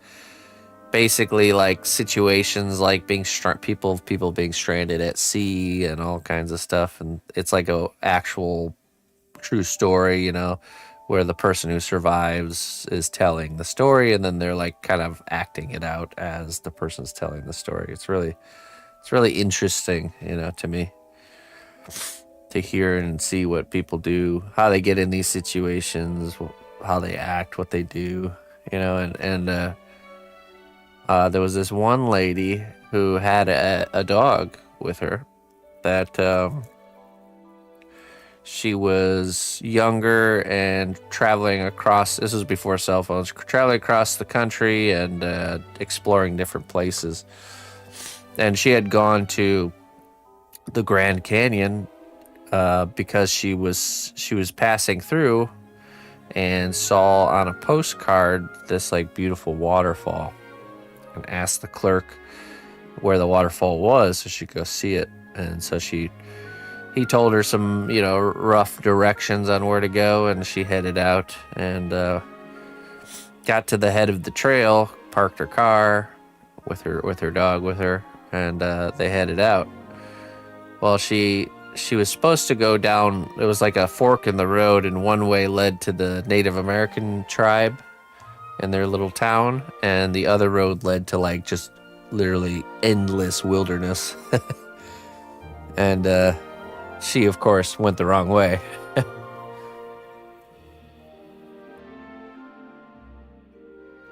And so her dog's with her. She had a backpack full of like camping gear and all this other stuff.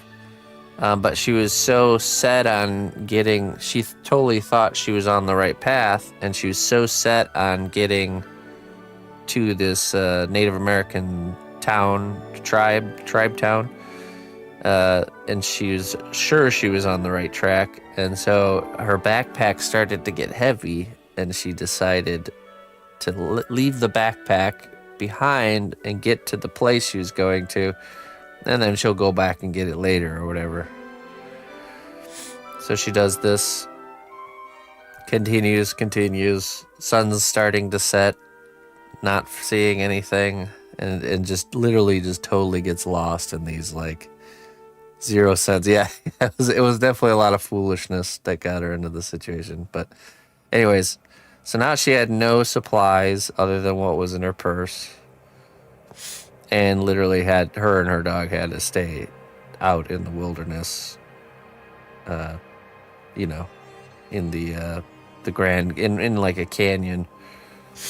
And she woke up the next day and was even more kind of like had no sense of direction, right? Because you fall asleep, you wake up, and you don't really, everything kind of looks the same. You don't remember which way you came from, or, you know, if you don't have a good sense of cardinal directions, which that definitely to me was a lesson of that, like knowing when you head somewhere which direction you're going, so you can at least head back in that direction, and how to figure that out using the sun and stuff like that.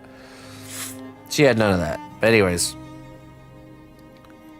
a couple days went by, and she was still lost and freaking out, and started to get thirsty. Her dog was still with her and loyal. That was the thing I was paying attention to the whole time in the story, was like, how long will the dog stay with somebody in a situation where they're not getting food and water, you know? And she kept telling the story. Basically, she ended up finding like water dripping from a big stone, like that was like kind of filtering through the stone of the wall and dripping down into one spot. And she had a little glasses container, and she opened the glasses container and set it there, and it would drip into there, and it would fill up with a drink of water every 30 minutes. So So she sustained like that for like 10 days. Dog's still with her. Everything was fine. Then she alluded to the fact that the dog had tipped over the glasses container, and then she just yelled at him, but I think it was probably more than what she was saying. Like she got really upset at the dog. So the dog, at that point, that's when the dog left her. It ran off and never came back. Anyways, fast forward, she's basically stuck there because she can't go nowhere because it's her water source. She gets so I'm thinking, oh, maybe the dog's dead or whatever, or instincts, like the dog knew exactly where to go and was already there. Anyways, she's continuing to survive, is trying to figure out a way to get further than where she can go, and she ends up finding like a glass bottle with like an old whiskey bottle or something, and she starts filling up that bottle with water to try to head out, because she was basically withering away and nobody was coming. So she fills up this bottle with the water and starts heading out, and then decides to climb up the side of she was kind of like in a ravine, She decides to climb up to see if she can see stuff further away, to see where she needs to go. And as she's climbing up, she drops the glass bottle of water and it shatters. Another one of those moves, like, maybe we should leave the glass bottle on the bottom where I have to climb down to get anyways, But anyways, she drops the water. Now she's really in a bad spot because she's far away from her water source and probably doesn't even know how to get back there. So anyways, this goes on for like day 20, and she basically kind of gives up. And at that point, her family had already shown up. Her sister and her sister's husband had shown up, found her car, kind of tracked where she had went to, got to the fork in the road. This time they went to the native village, told them about the missing sister, and then of course the natives were able to track her down and find her and brought her back to the rescued her. Basically happened pretty quick after the natives were caught on. Anyways, lady gets there to the village, and guess who's there? the dog was there waiting for her. In my mind, I'm thinking the dog has superior smell and sound detection. Probably knew that the village was there the whole time, but was staying with her owner, just for the sake of being there for her, But as soon as the tables turned and the owner started to treat the dog bad and not share water with the dog was just like, all right, screw you, lady. I'm going over to the village over here. See you later. So was it day 10 was when the dog left. And so for 10 grueling days, the lady was out there and the dog was just, drinking water, having a good time over at the village, It arrived to the native village and just got, what's this dog doing here? I don't know. I just thought that was interesting. It was interesting to hear, like, how that would play out with the dog in like a dire situation, But I bet you the whole time the dog knew that the village was there, but just couldn't communicate it, Like, okay, I see are we doing a challenge here? We're not going to the village, we're just gonna sit here and drink this water out of this little cup as like a challenge or something, or what's going on here? And then the dog was like, well, I'm kind of getting a little bit thirsty over here, can you share some of that water with me? Nope, no, okay, that's all right, you can have it, that's fine. And then, okay, I'm getting really thirsty, I need a drink here. And then she like yells at him, maybe even swats at him. It's like, all right, you know what? I'm done. I'm not doing this challenge. I'm out of here. And then just leaves. It goes to, I'm going to this town over here. I'm gonna get a drink of water. We'll see you later. You have fun with your challenge, whatever it is you're doing out here. Oh my goodness. This is how I'm imagining what's happening in the dog's brain during this this whole altercation. Oh man. I love that kind of stuff. R.I.P. Bozo. I could tell by how the lady was telling the story that she was probably minimizing a little bit when she said that the dog left her because she just like yelled at it for knocking the water over. I bet you it was more than just the dog, you know. I don't know, but I'm assuming it was a little bit more harsh than just yelling at the dog. So, like, dang it. All I said was dang it, and then the dog ran off. Yeah, probably. That's what I was thinking. All I said was, darn it, doggo, why'd you do that? And then he left.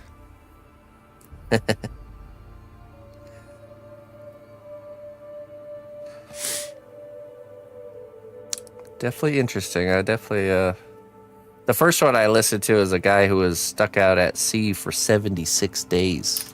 That's nuts, man. Crazy.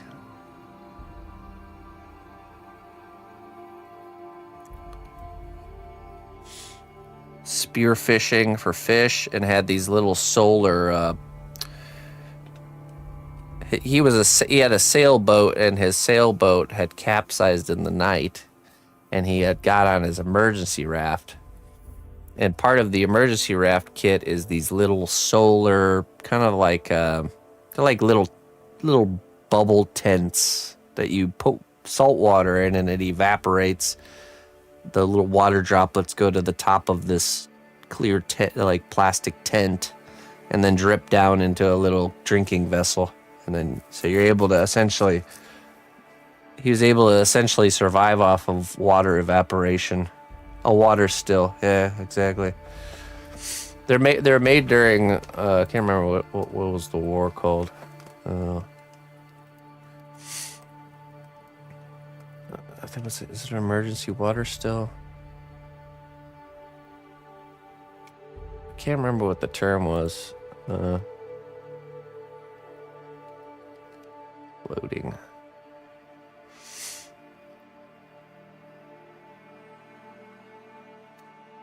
Solar stills, that's what they're called. Solar still.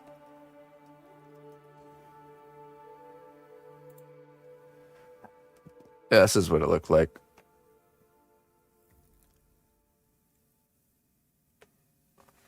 Like this thing. So he had two of these. He's basically sustaining himself, but it was like, oh, so many ups and downs, and like getting them even to work the first time was difficult. And here's a basic idea way you can do it on land right here. So you have water on the inside of this, and then a piece of plastic with a rock in the middle, so all the drips will go into this cup.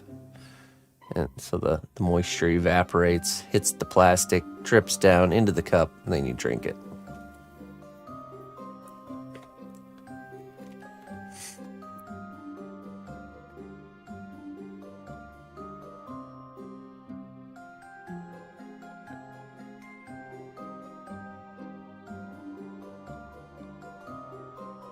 Oh, geez.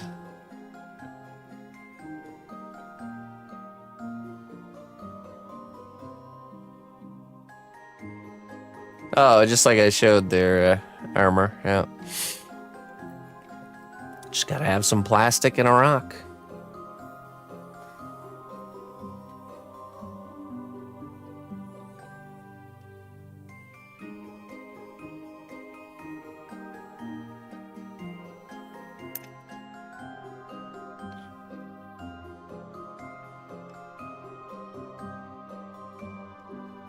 The funny thing about a lot of these survival situations, whether real survival situations or like challenges that people do, is how valuable trash is during these times.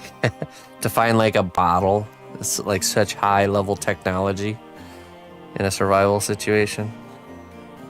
Like, oh, a plastic bottle. Thank goodness. It's like the only time that people are like happy to see some litter on the ground.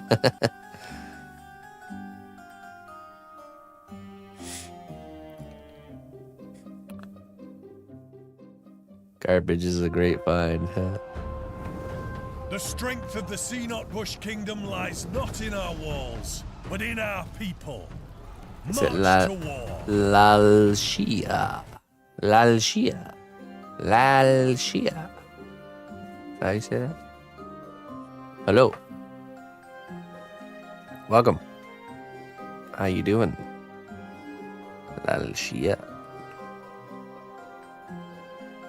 Please correct me if I'm wrong with your name there.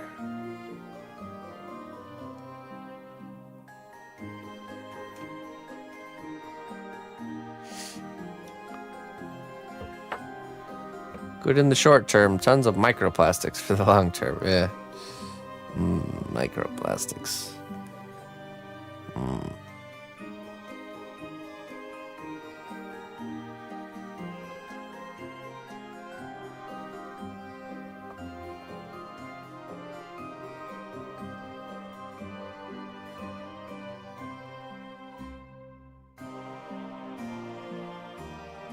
Oh yeah, gravity. Oop.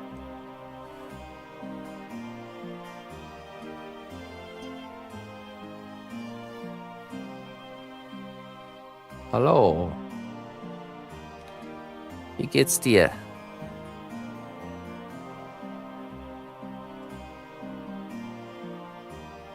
Expedition 33. Oh, nice. There's some really good characters in that game. I've been wanting to sculpt some of them.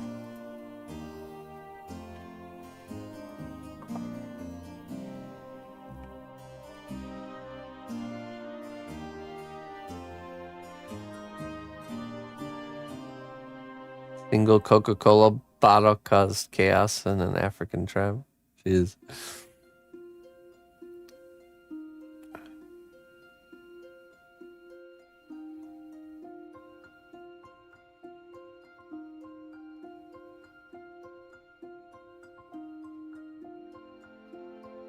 Victor Draco.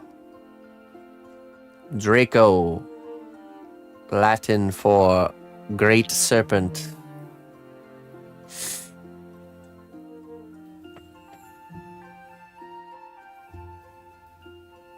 Where we derive the term dragon.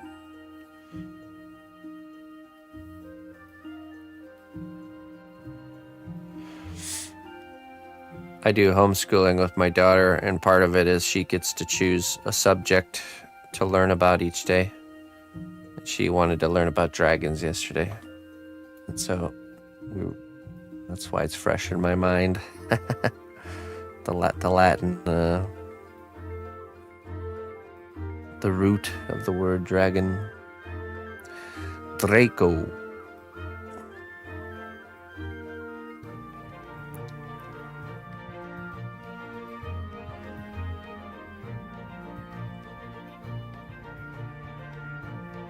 Yeah, it does. It does look like it has really nice characters in that game.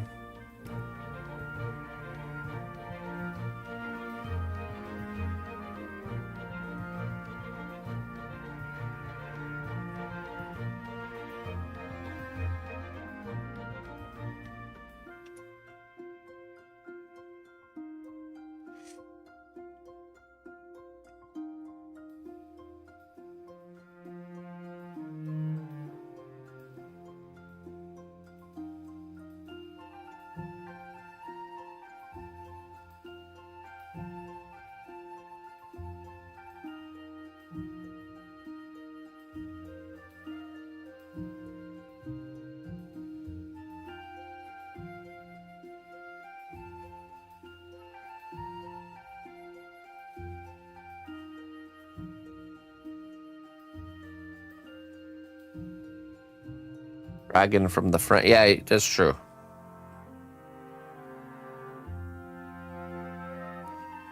Dragon came from the French, but the I believe it was the Latin. It was before the French.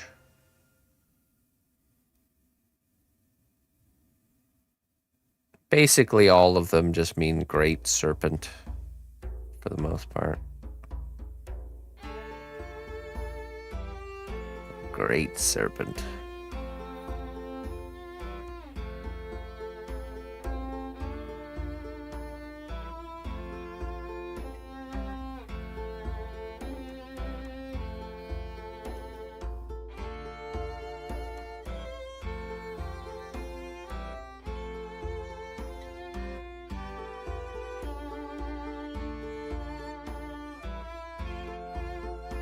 I'm pretty sure we learned about that because we were learning about the difference between Chinese or Asian style dragons and European style dragons.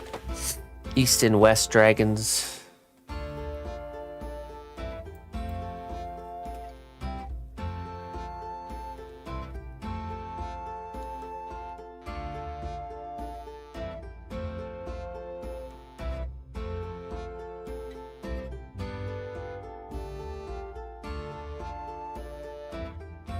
Oh, nice.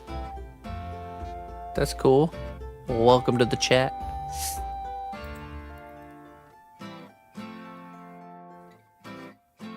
Drakon, the Greek.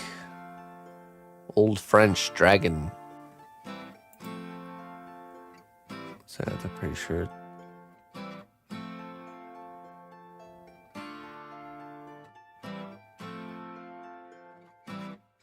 Sanskrit root also means to see. Dris. Greek word probably derives from the Indo-European base derek, meaning to see. The Sanskrit root also means to see. Derek. Marek. Mr. Marek. It comes from, dragons come from Mr. Marek due to ancient Sanskrit.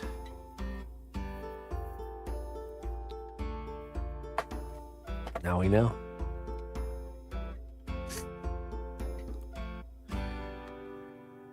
Draconic creatures appear in virtually all cultures around the globe. And the earliest attested reports of draconic creatures resemble giant snakes.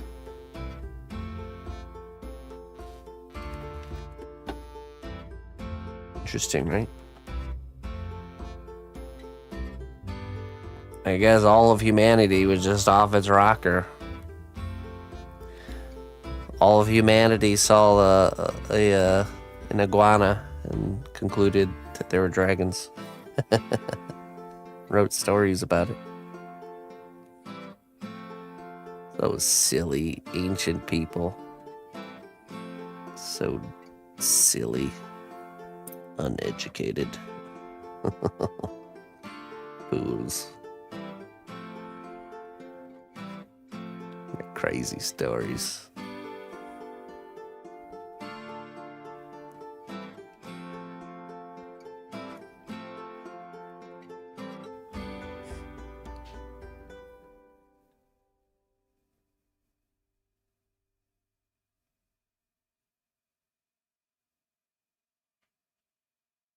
Ah, well, welcome. Welcome out of the shadows and into the light of the chat.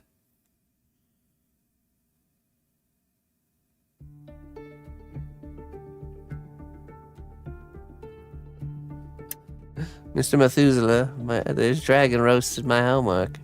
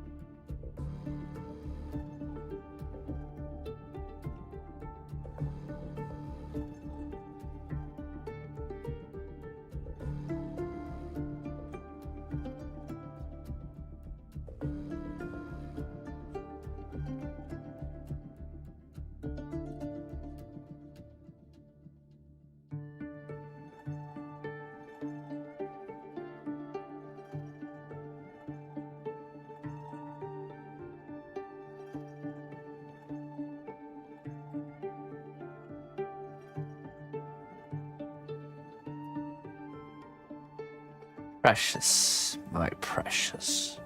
Precious. It's not the first time it's been called that. Precious, you say? Can I see that old ring just one last time? Pity, pity.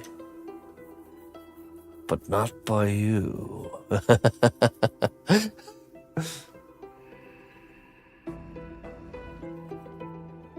Alright, let me go get some coffee. I'll be right back.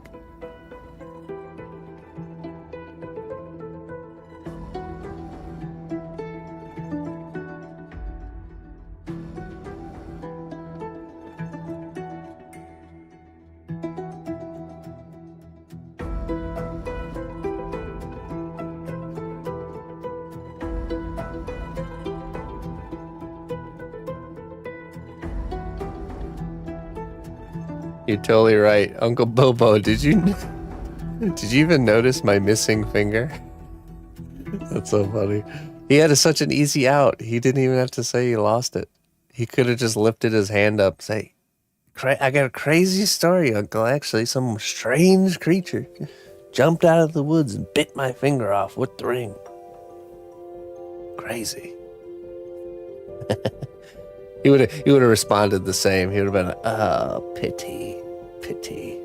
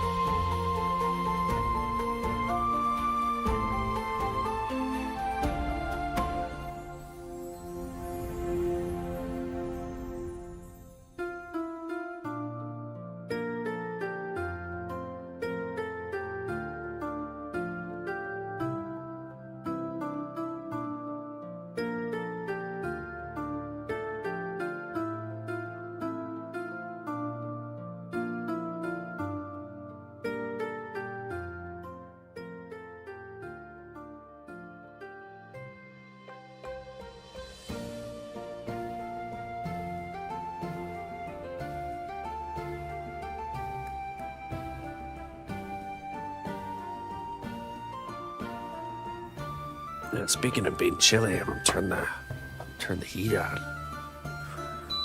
There we go.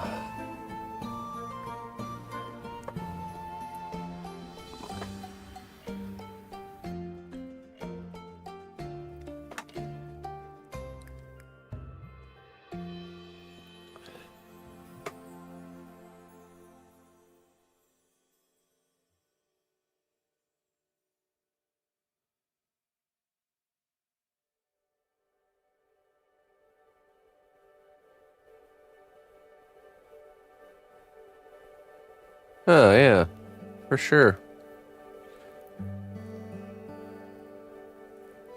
Yeah, we gotta slow down, man. This, like, doom scrolling, just like lightning fast content type stuff really taking over. Glad to have you with us there, my friend. Slow down. Let's just breathe and enjoy our coffee a little bit before we get all crazy. Okay.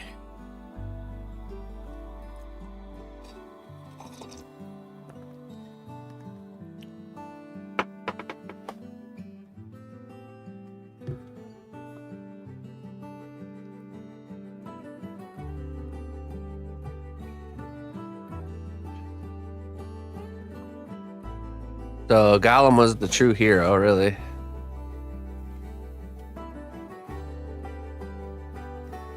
He even sacrificed his life at the end to destroy the ring. What a hero.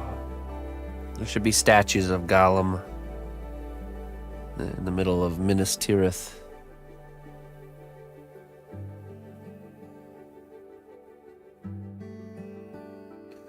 The unsung hero.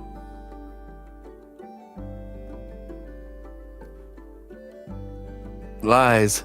What do you mean? Did you not see the part where he fell into the lava with the ring in his hand? Sacrificing. Just, you know what, Jones? The story was told from... Who told us the story, you think? What witnesses survived this event to tell their side of the story, huh? It's Frodo, man, I'm telling you. He's psycho. He even bit off his own finger to sell his story. I bet Gollum actually just sacrificed himself to destroy the ring. And then Frodo tried stopping him. And then Gollum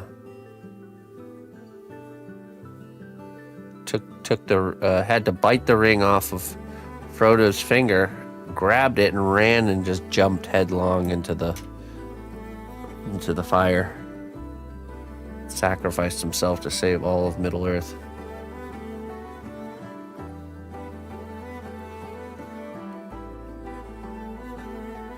Yeah, okay, you can't just cling on to something he did in the past and let it define his whole character. He obviously did bad things too, and he regretted it every minute. He hated he hated the ring and the control it had over him. And as soon as he got the opportunity to destroy it, he took it. And then Frodo Baggins took all the glory.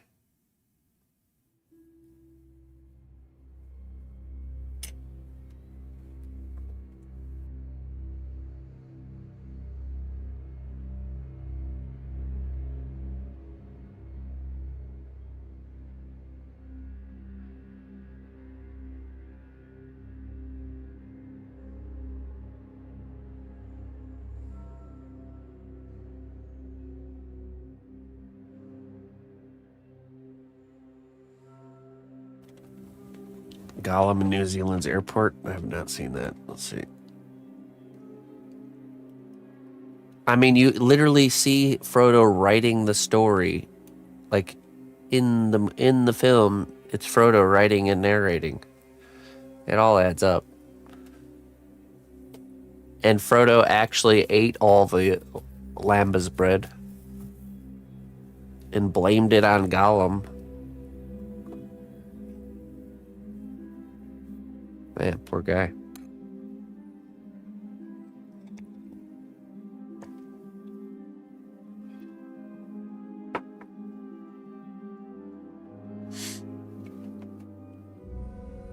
Gollum statue. New Zealand Airport.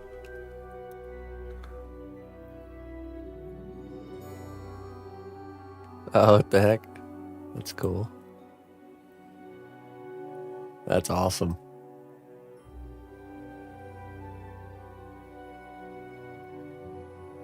Juicy sweet.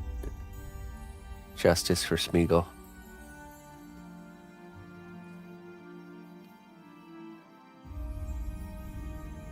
That's true.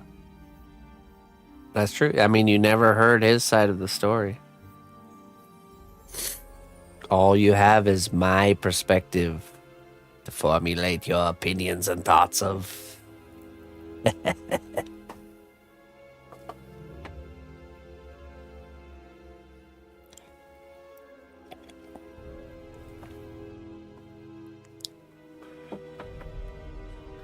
I can imagine Jones going up to the jacket guy and asking him for his side of the story.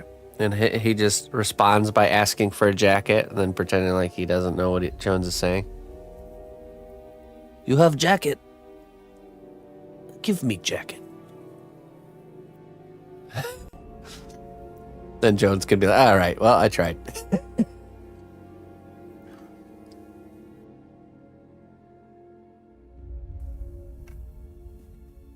Man, it's having a runny nose saps my productivity. It's terrible. Productivity is down. These legs would already be done by now.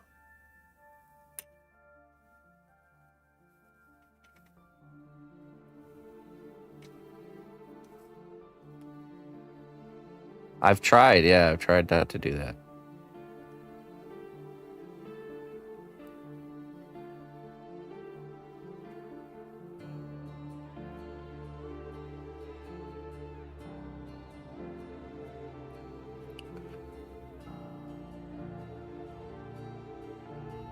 It's not really working out.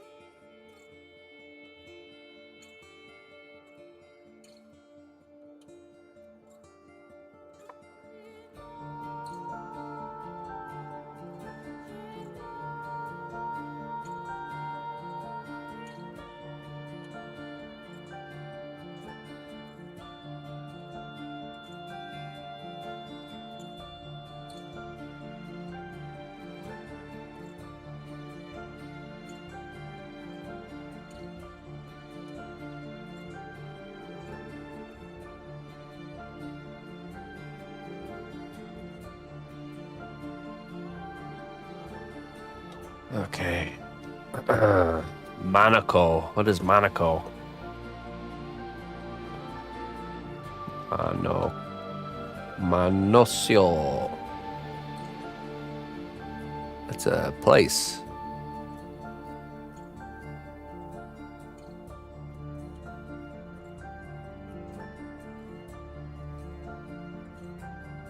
Is that a creature?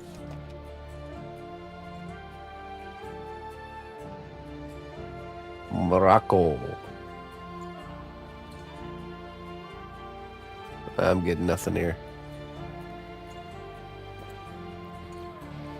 Oh, there we go. Monaco from Expedition 33. Yeah, I had somebody actually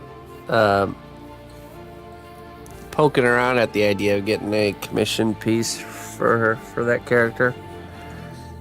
So I've actually already seen this one. This is the, yeah. It'll be awesome.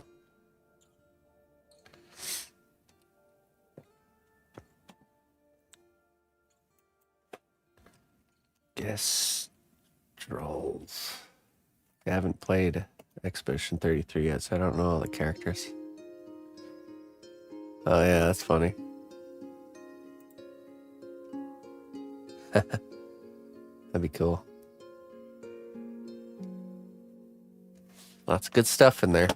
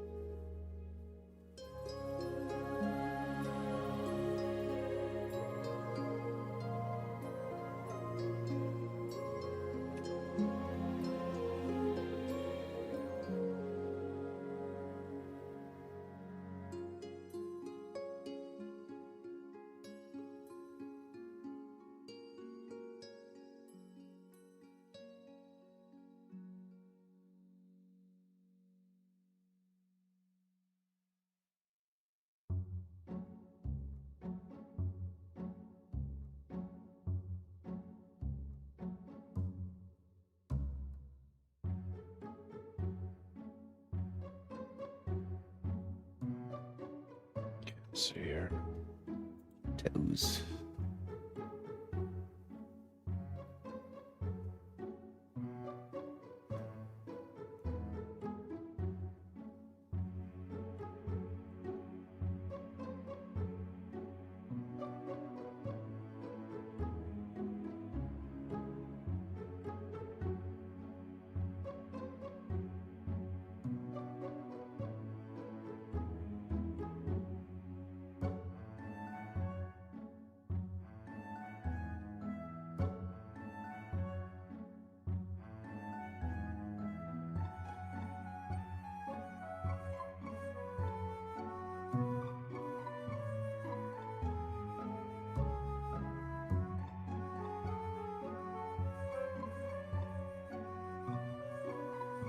Beans.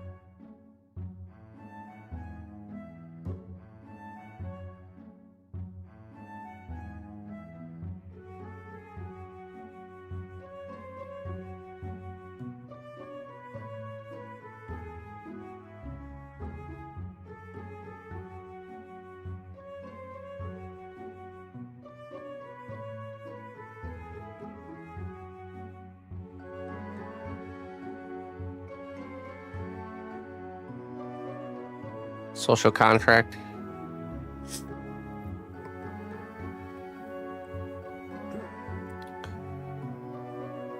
I don't know, rights theory.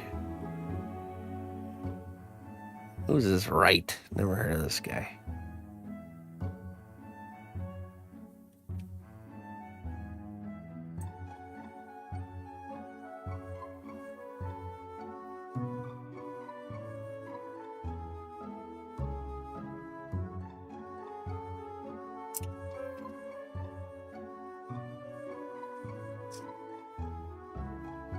left theory.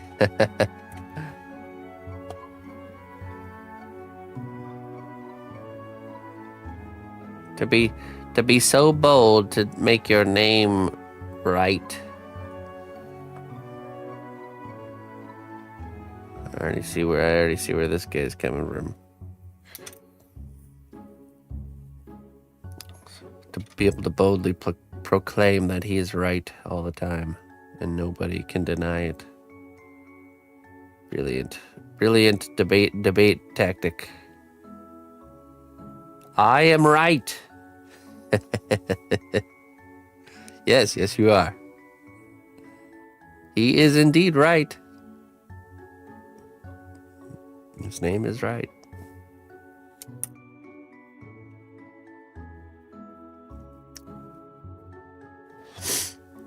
I believe, yeah, I think the ones you sent me are already the ones I've been using. Of the green.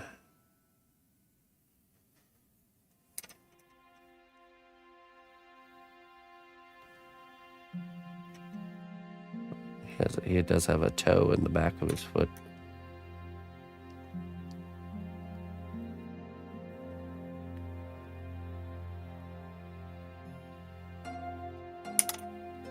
Green.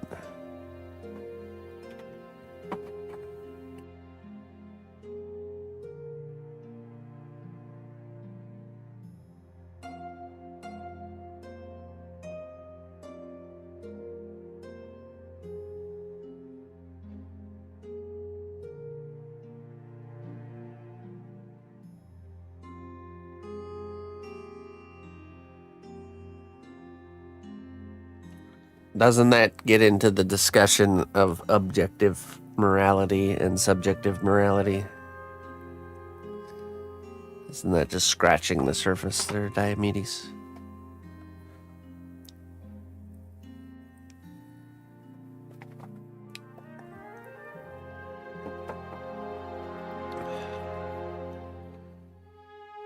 Yeah, I seen the one for the red. I was using a little bit of the kind of leg anatomy there.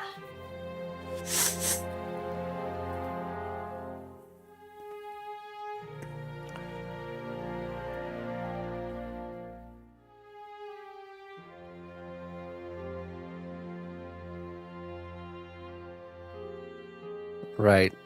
Exactly.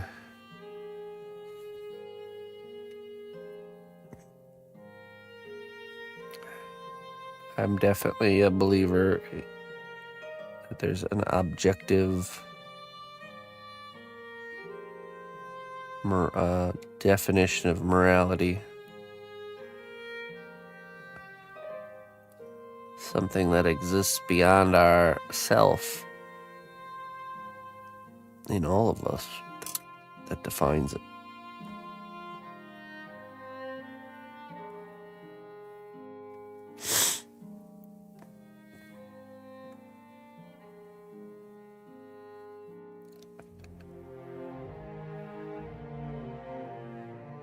But highly debatable, of course.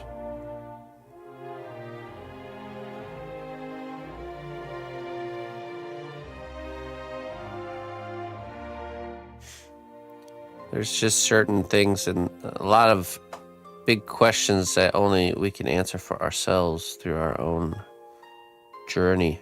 And that's the reality. No amount of debating or arguing about bigger things will change people's mind on those things. At least that's what I think. We all must embark on this quest of discovery ourselves.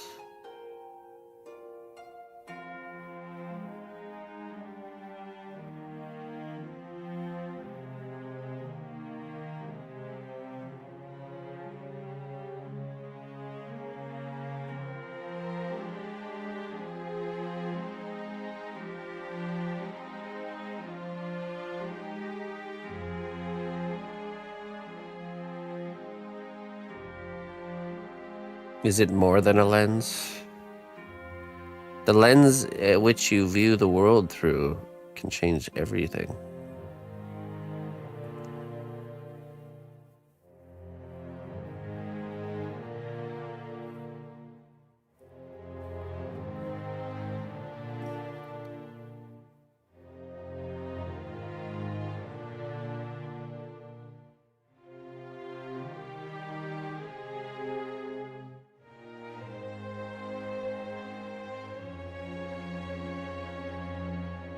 Perception shapes reality. It does. It really does.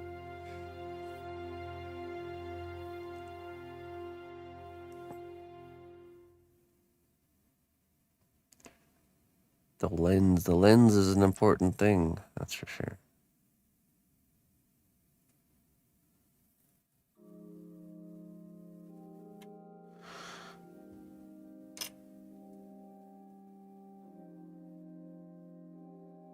Googling epistemic. Yeah, I don't know either.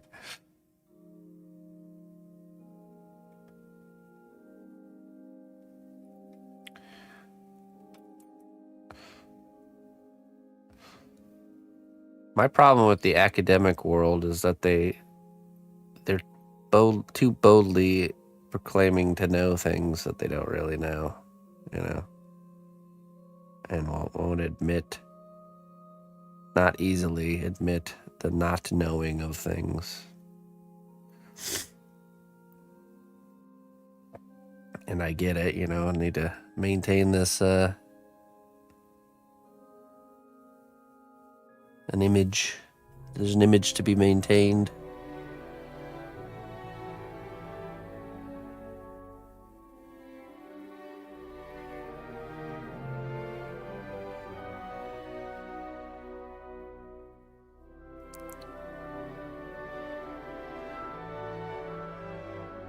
Oh yeah, Spawny, a Balrog, that'd be cool.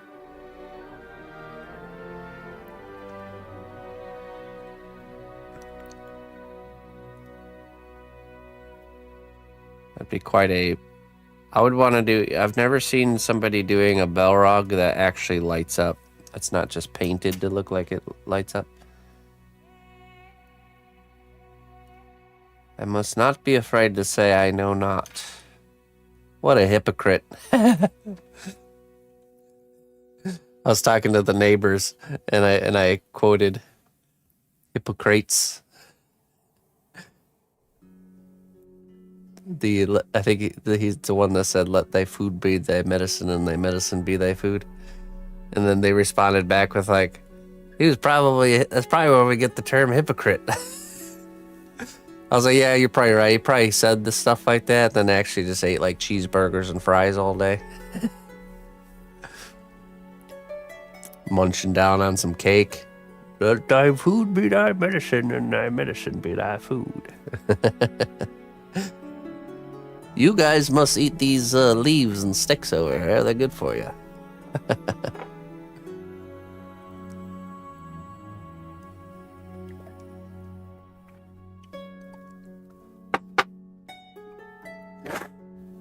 You know, the most unhealthy component of French fries is actually the oil that they're fried in. And so you can actually make decently healthy French fries if you swap out the highly processed seed oils for something like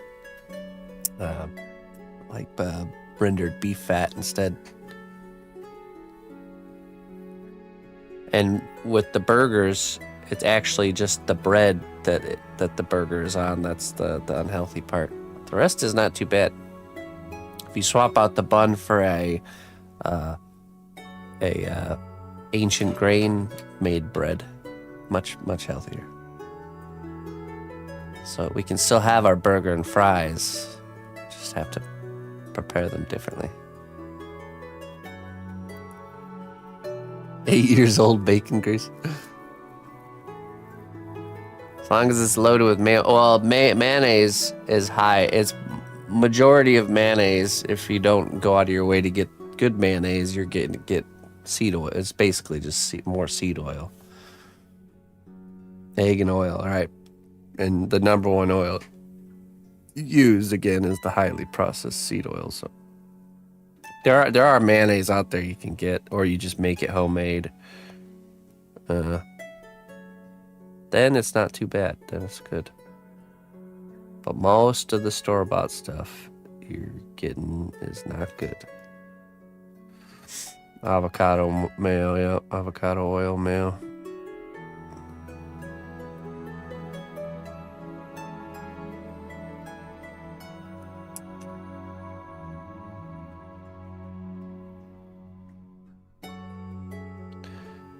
Ketchup typically has high fructose corn syrup. It's one of the high top ingredients. Again, most of it. There are good ones out there. It's definitely few far between, and you really gotta check the labels to find them. But it tastes so good. I tell you what, when you have an illness that's putting you on the deathbed, I don't think you care so much about how things taste at that point.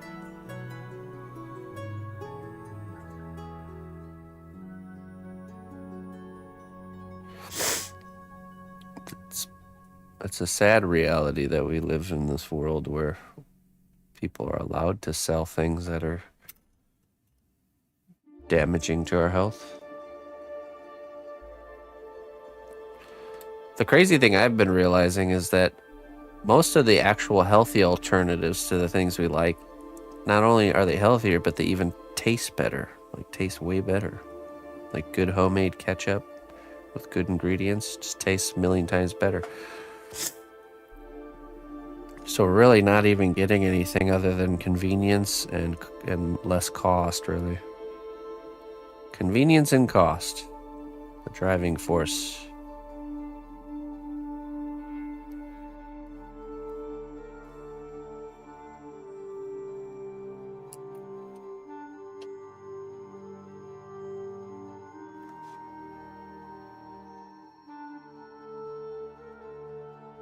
Banana ketchup.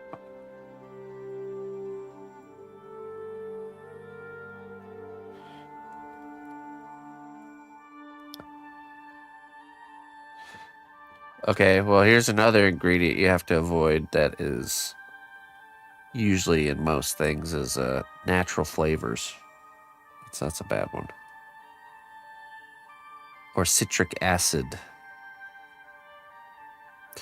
You would think citric acid, oh, you know, it's just a squeeze of a lemon or something, right? Oh, no. Definitely not.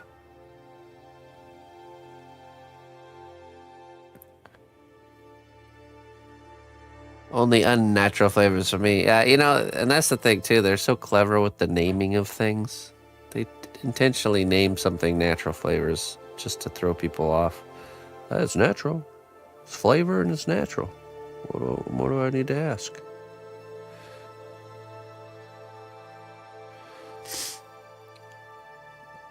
Must be good.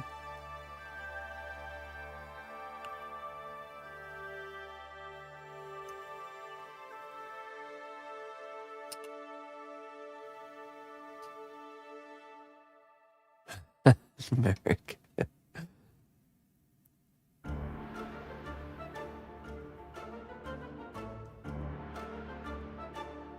Oh, Tress,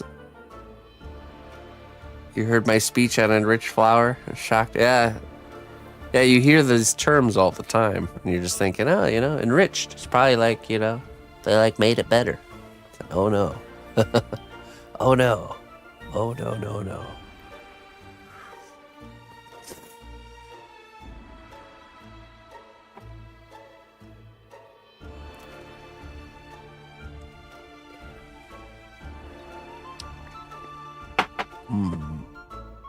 Enrich your life with our enriched products. Enrich my wallets.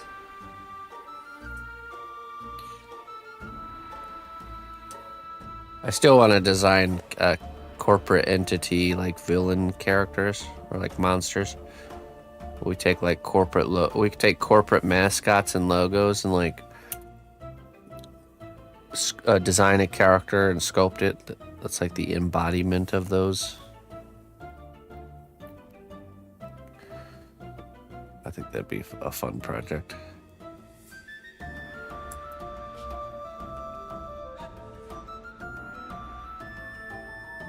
Like a demonic Ronald McDonald clown cramming cheeseburgers down like an overweight child's throat or something. Just like to the extreme, like terribly to the extreme. Want some more chicken nuggets, kids?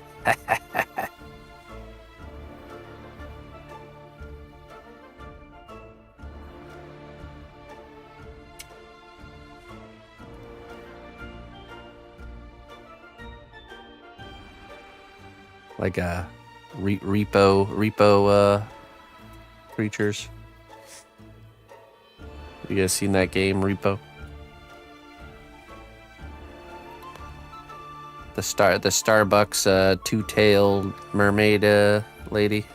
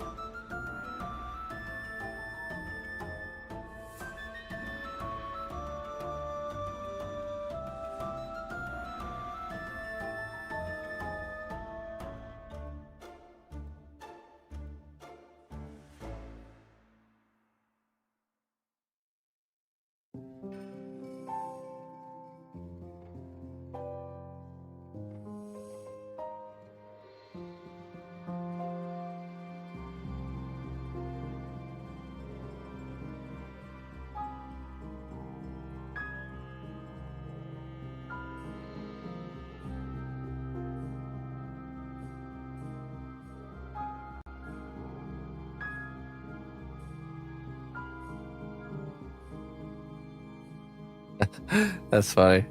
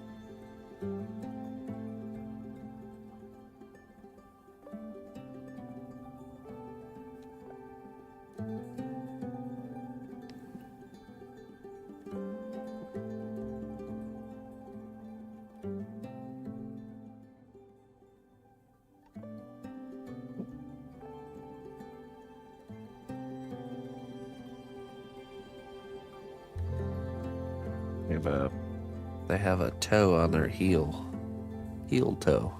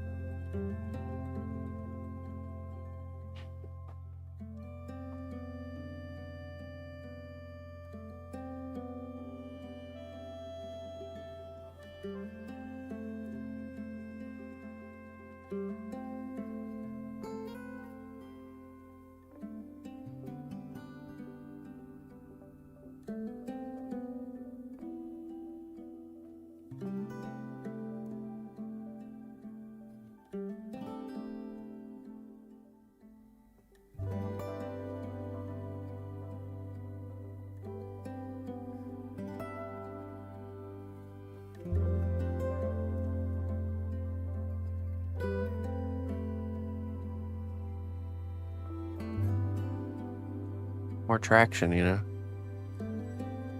Just have to be careful when you walk backwards. You could stub your heel toe.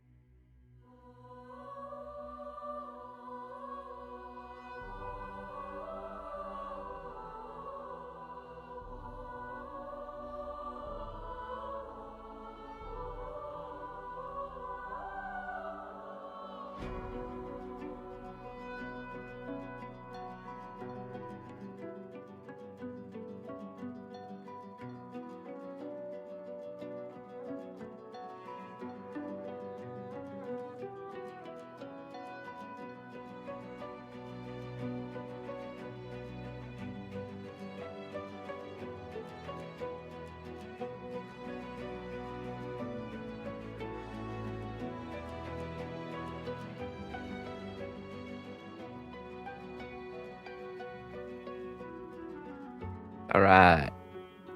Very good.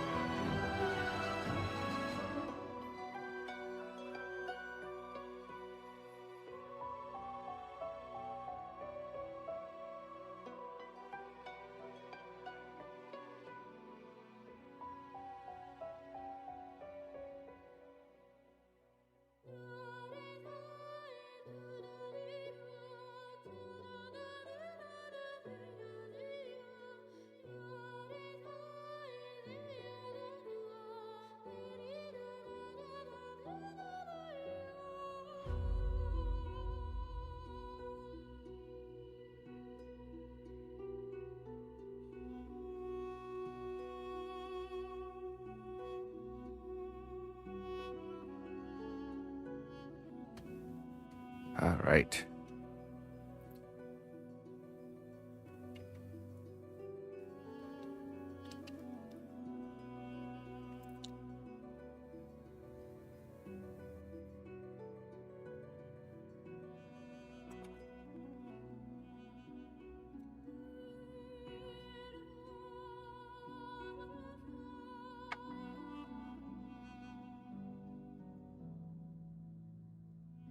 Hey, glad you like them there, Jones.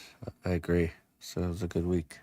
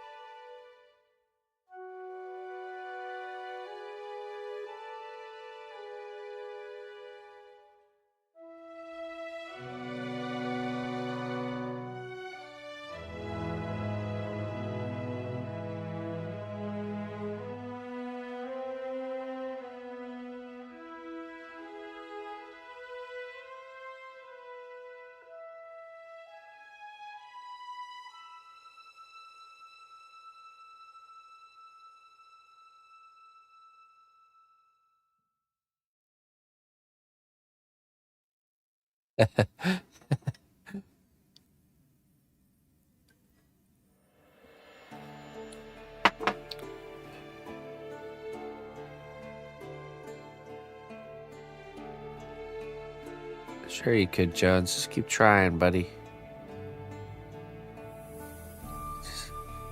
More. More.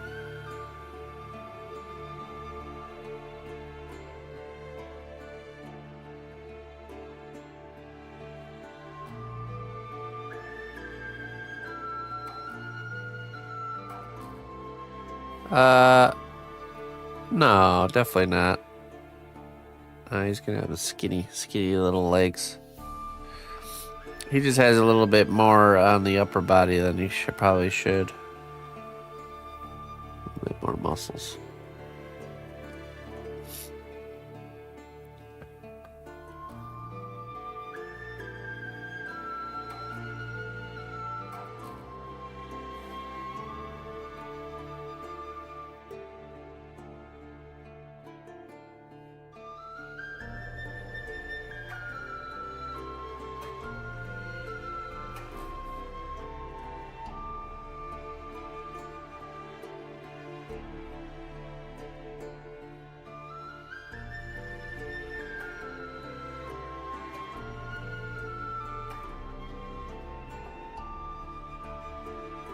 But yeah, I mean their arms are disproportionately longer than their legs, and the thickness is about the same between the arms and legs, and we kind of get a good match here.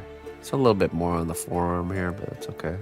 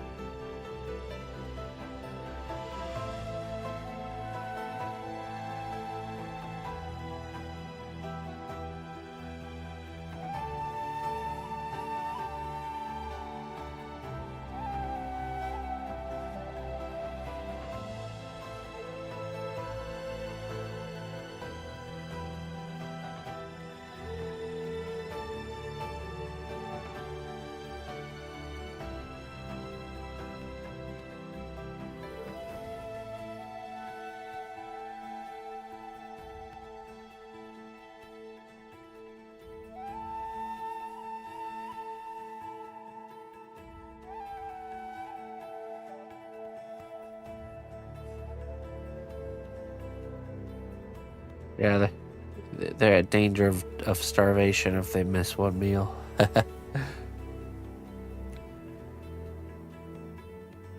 don't think it's very healthy to not have any body fat. It's a very dangerous place to be.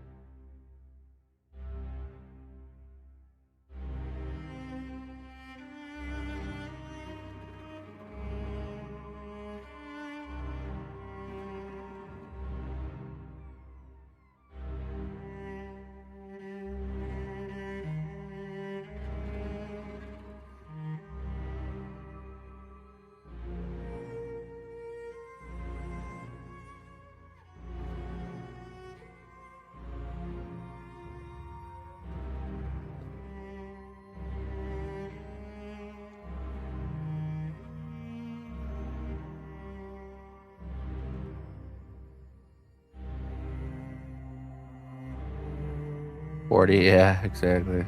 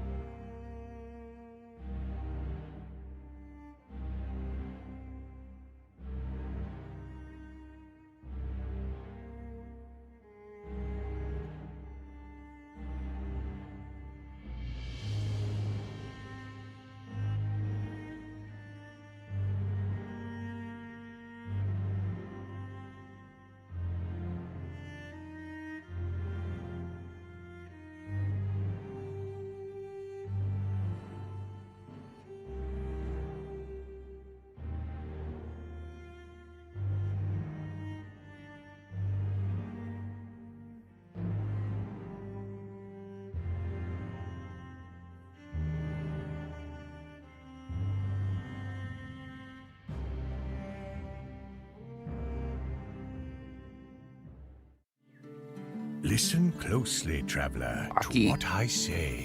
Twitch Prime does not even cost a dime. Thank you so much, Baki, for the support, my friend. I appreciate that.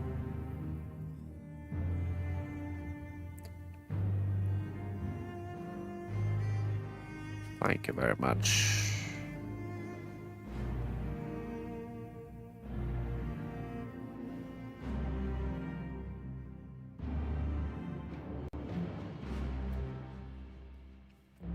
Hi, how you doing?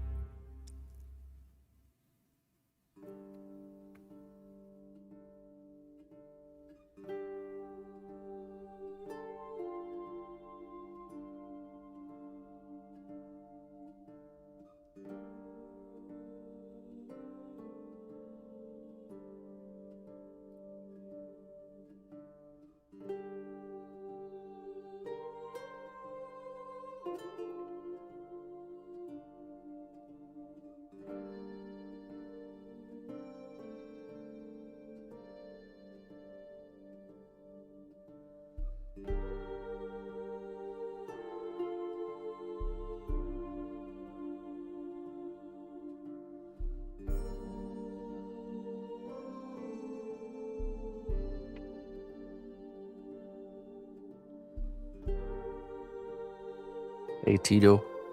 Yeah, most of my, pretty much all my work is commissioned. It's all custom ordered.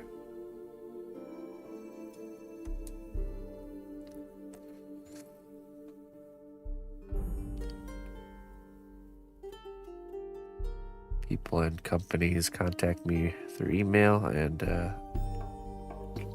commission all sorts of things.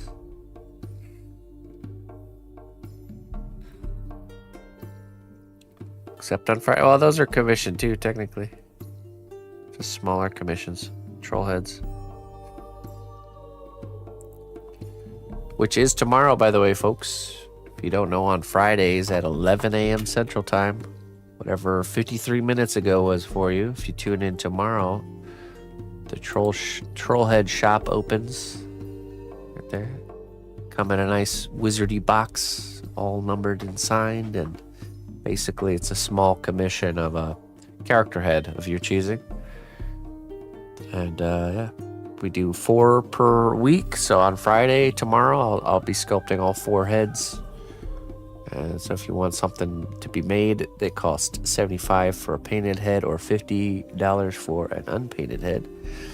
And you can tune in tomorrow to claim your spot. Just make sure you're here at 11 a.m. Central Time when I open things up because it's first come, first serve. So make sure you're here if you're interested.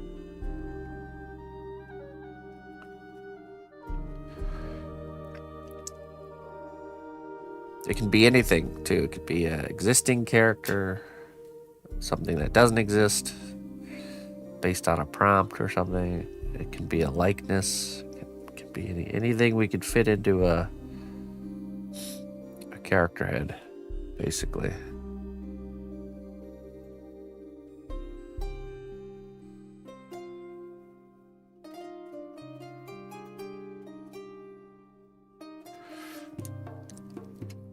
Can't trust the audio.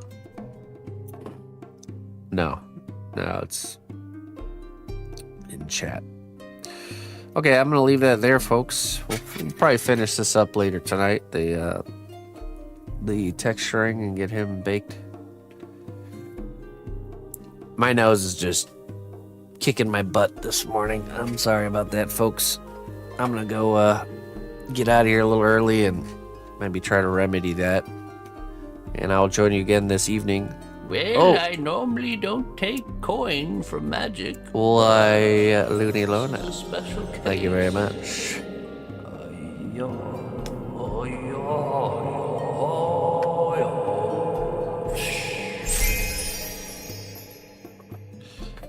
Cayenne and almost onions, forgot that's right. shipping fee. You didn't even know what that is, Jones. Why are you putting it in your body? What is that? Thank you very much, Ludi Lord. I appreciate it. Go blow your nose, sir. I'm trying to. It's not... It's like, how can your body produce so much stuff that just gets wasted? I don't get it. I don't understand. Just stop it, nose. Just stop it. Jones. All right, let's get a raid going here and stay hydrated. Yeah, right, exactly. Losing all my hydration. Very counterproductive. Okay, let's get let's see here. Let's get a raid. You know what? We're gonna raid Mr. Brush for hire today. I'll be back on 6 p.m. Central Time tonight. We'll be working on the Escape from Tarkov piece. Let's do it. Thank you, everybody, for tuning in. Thanks for the support. I'll see you guys later. Bye-bye.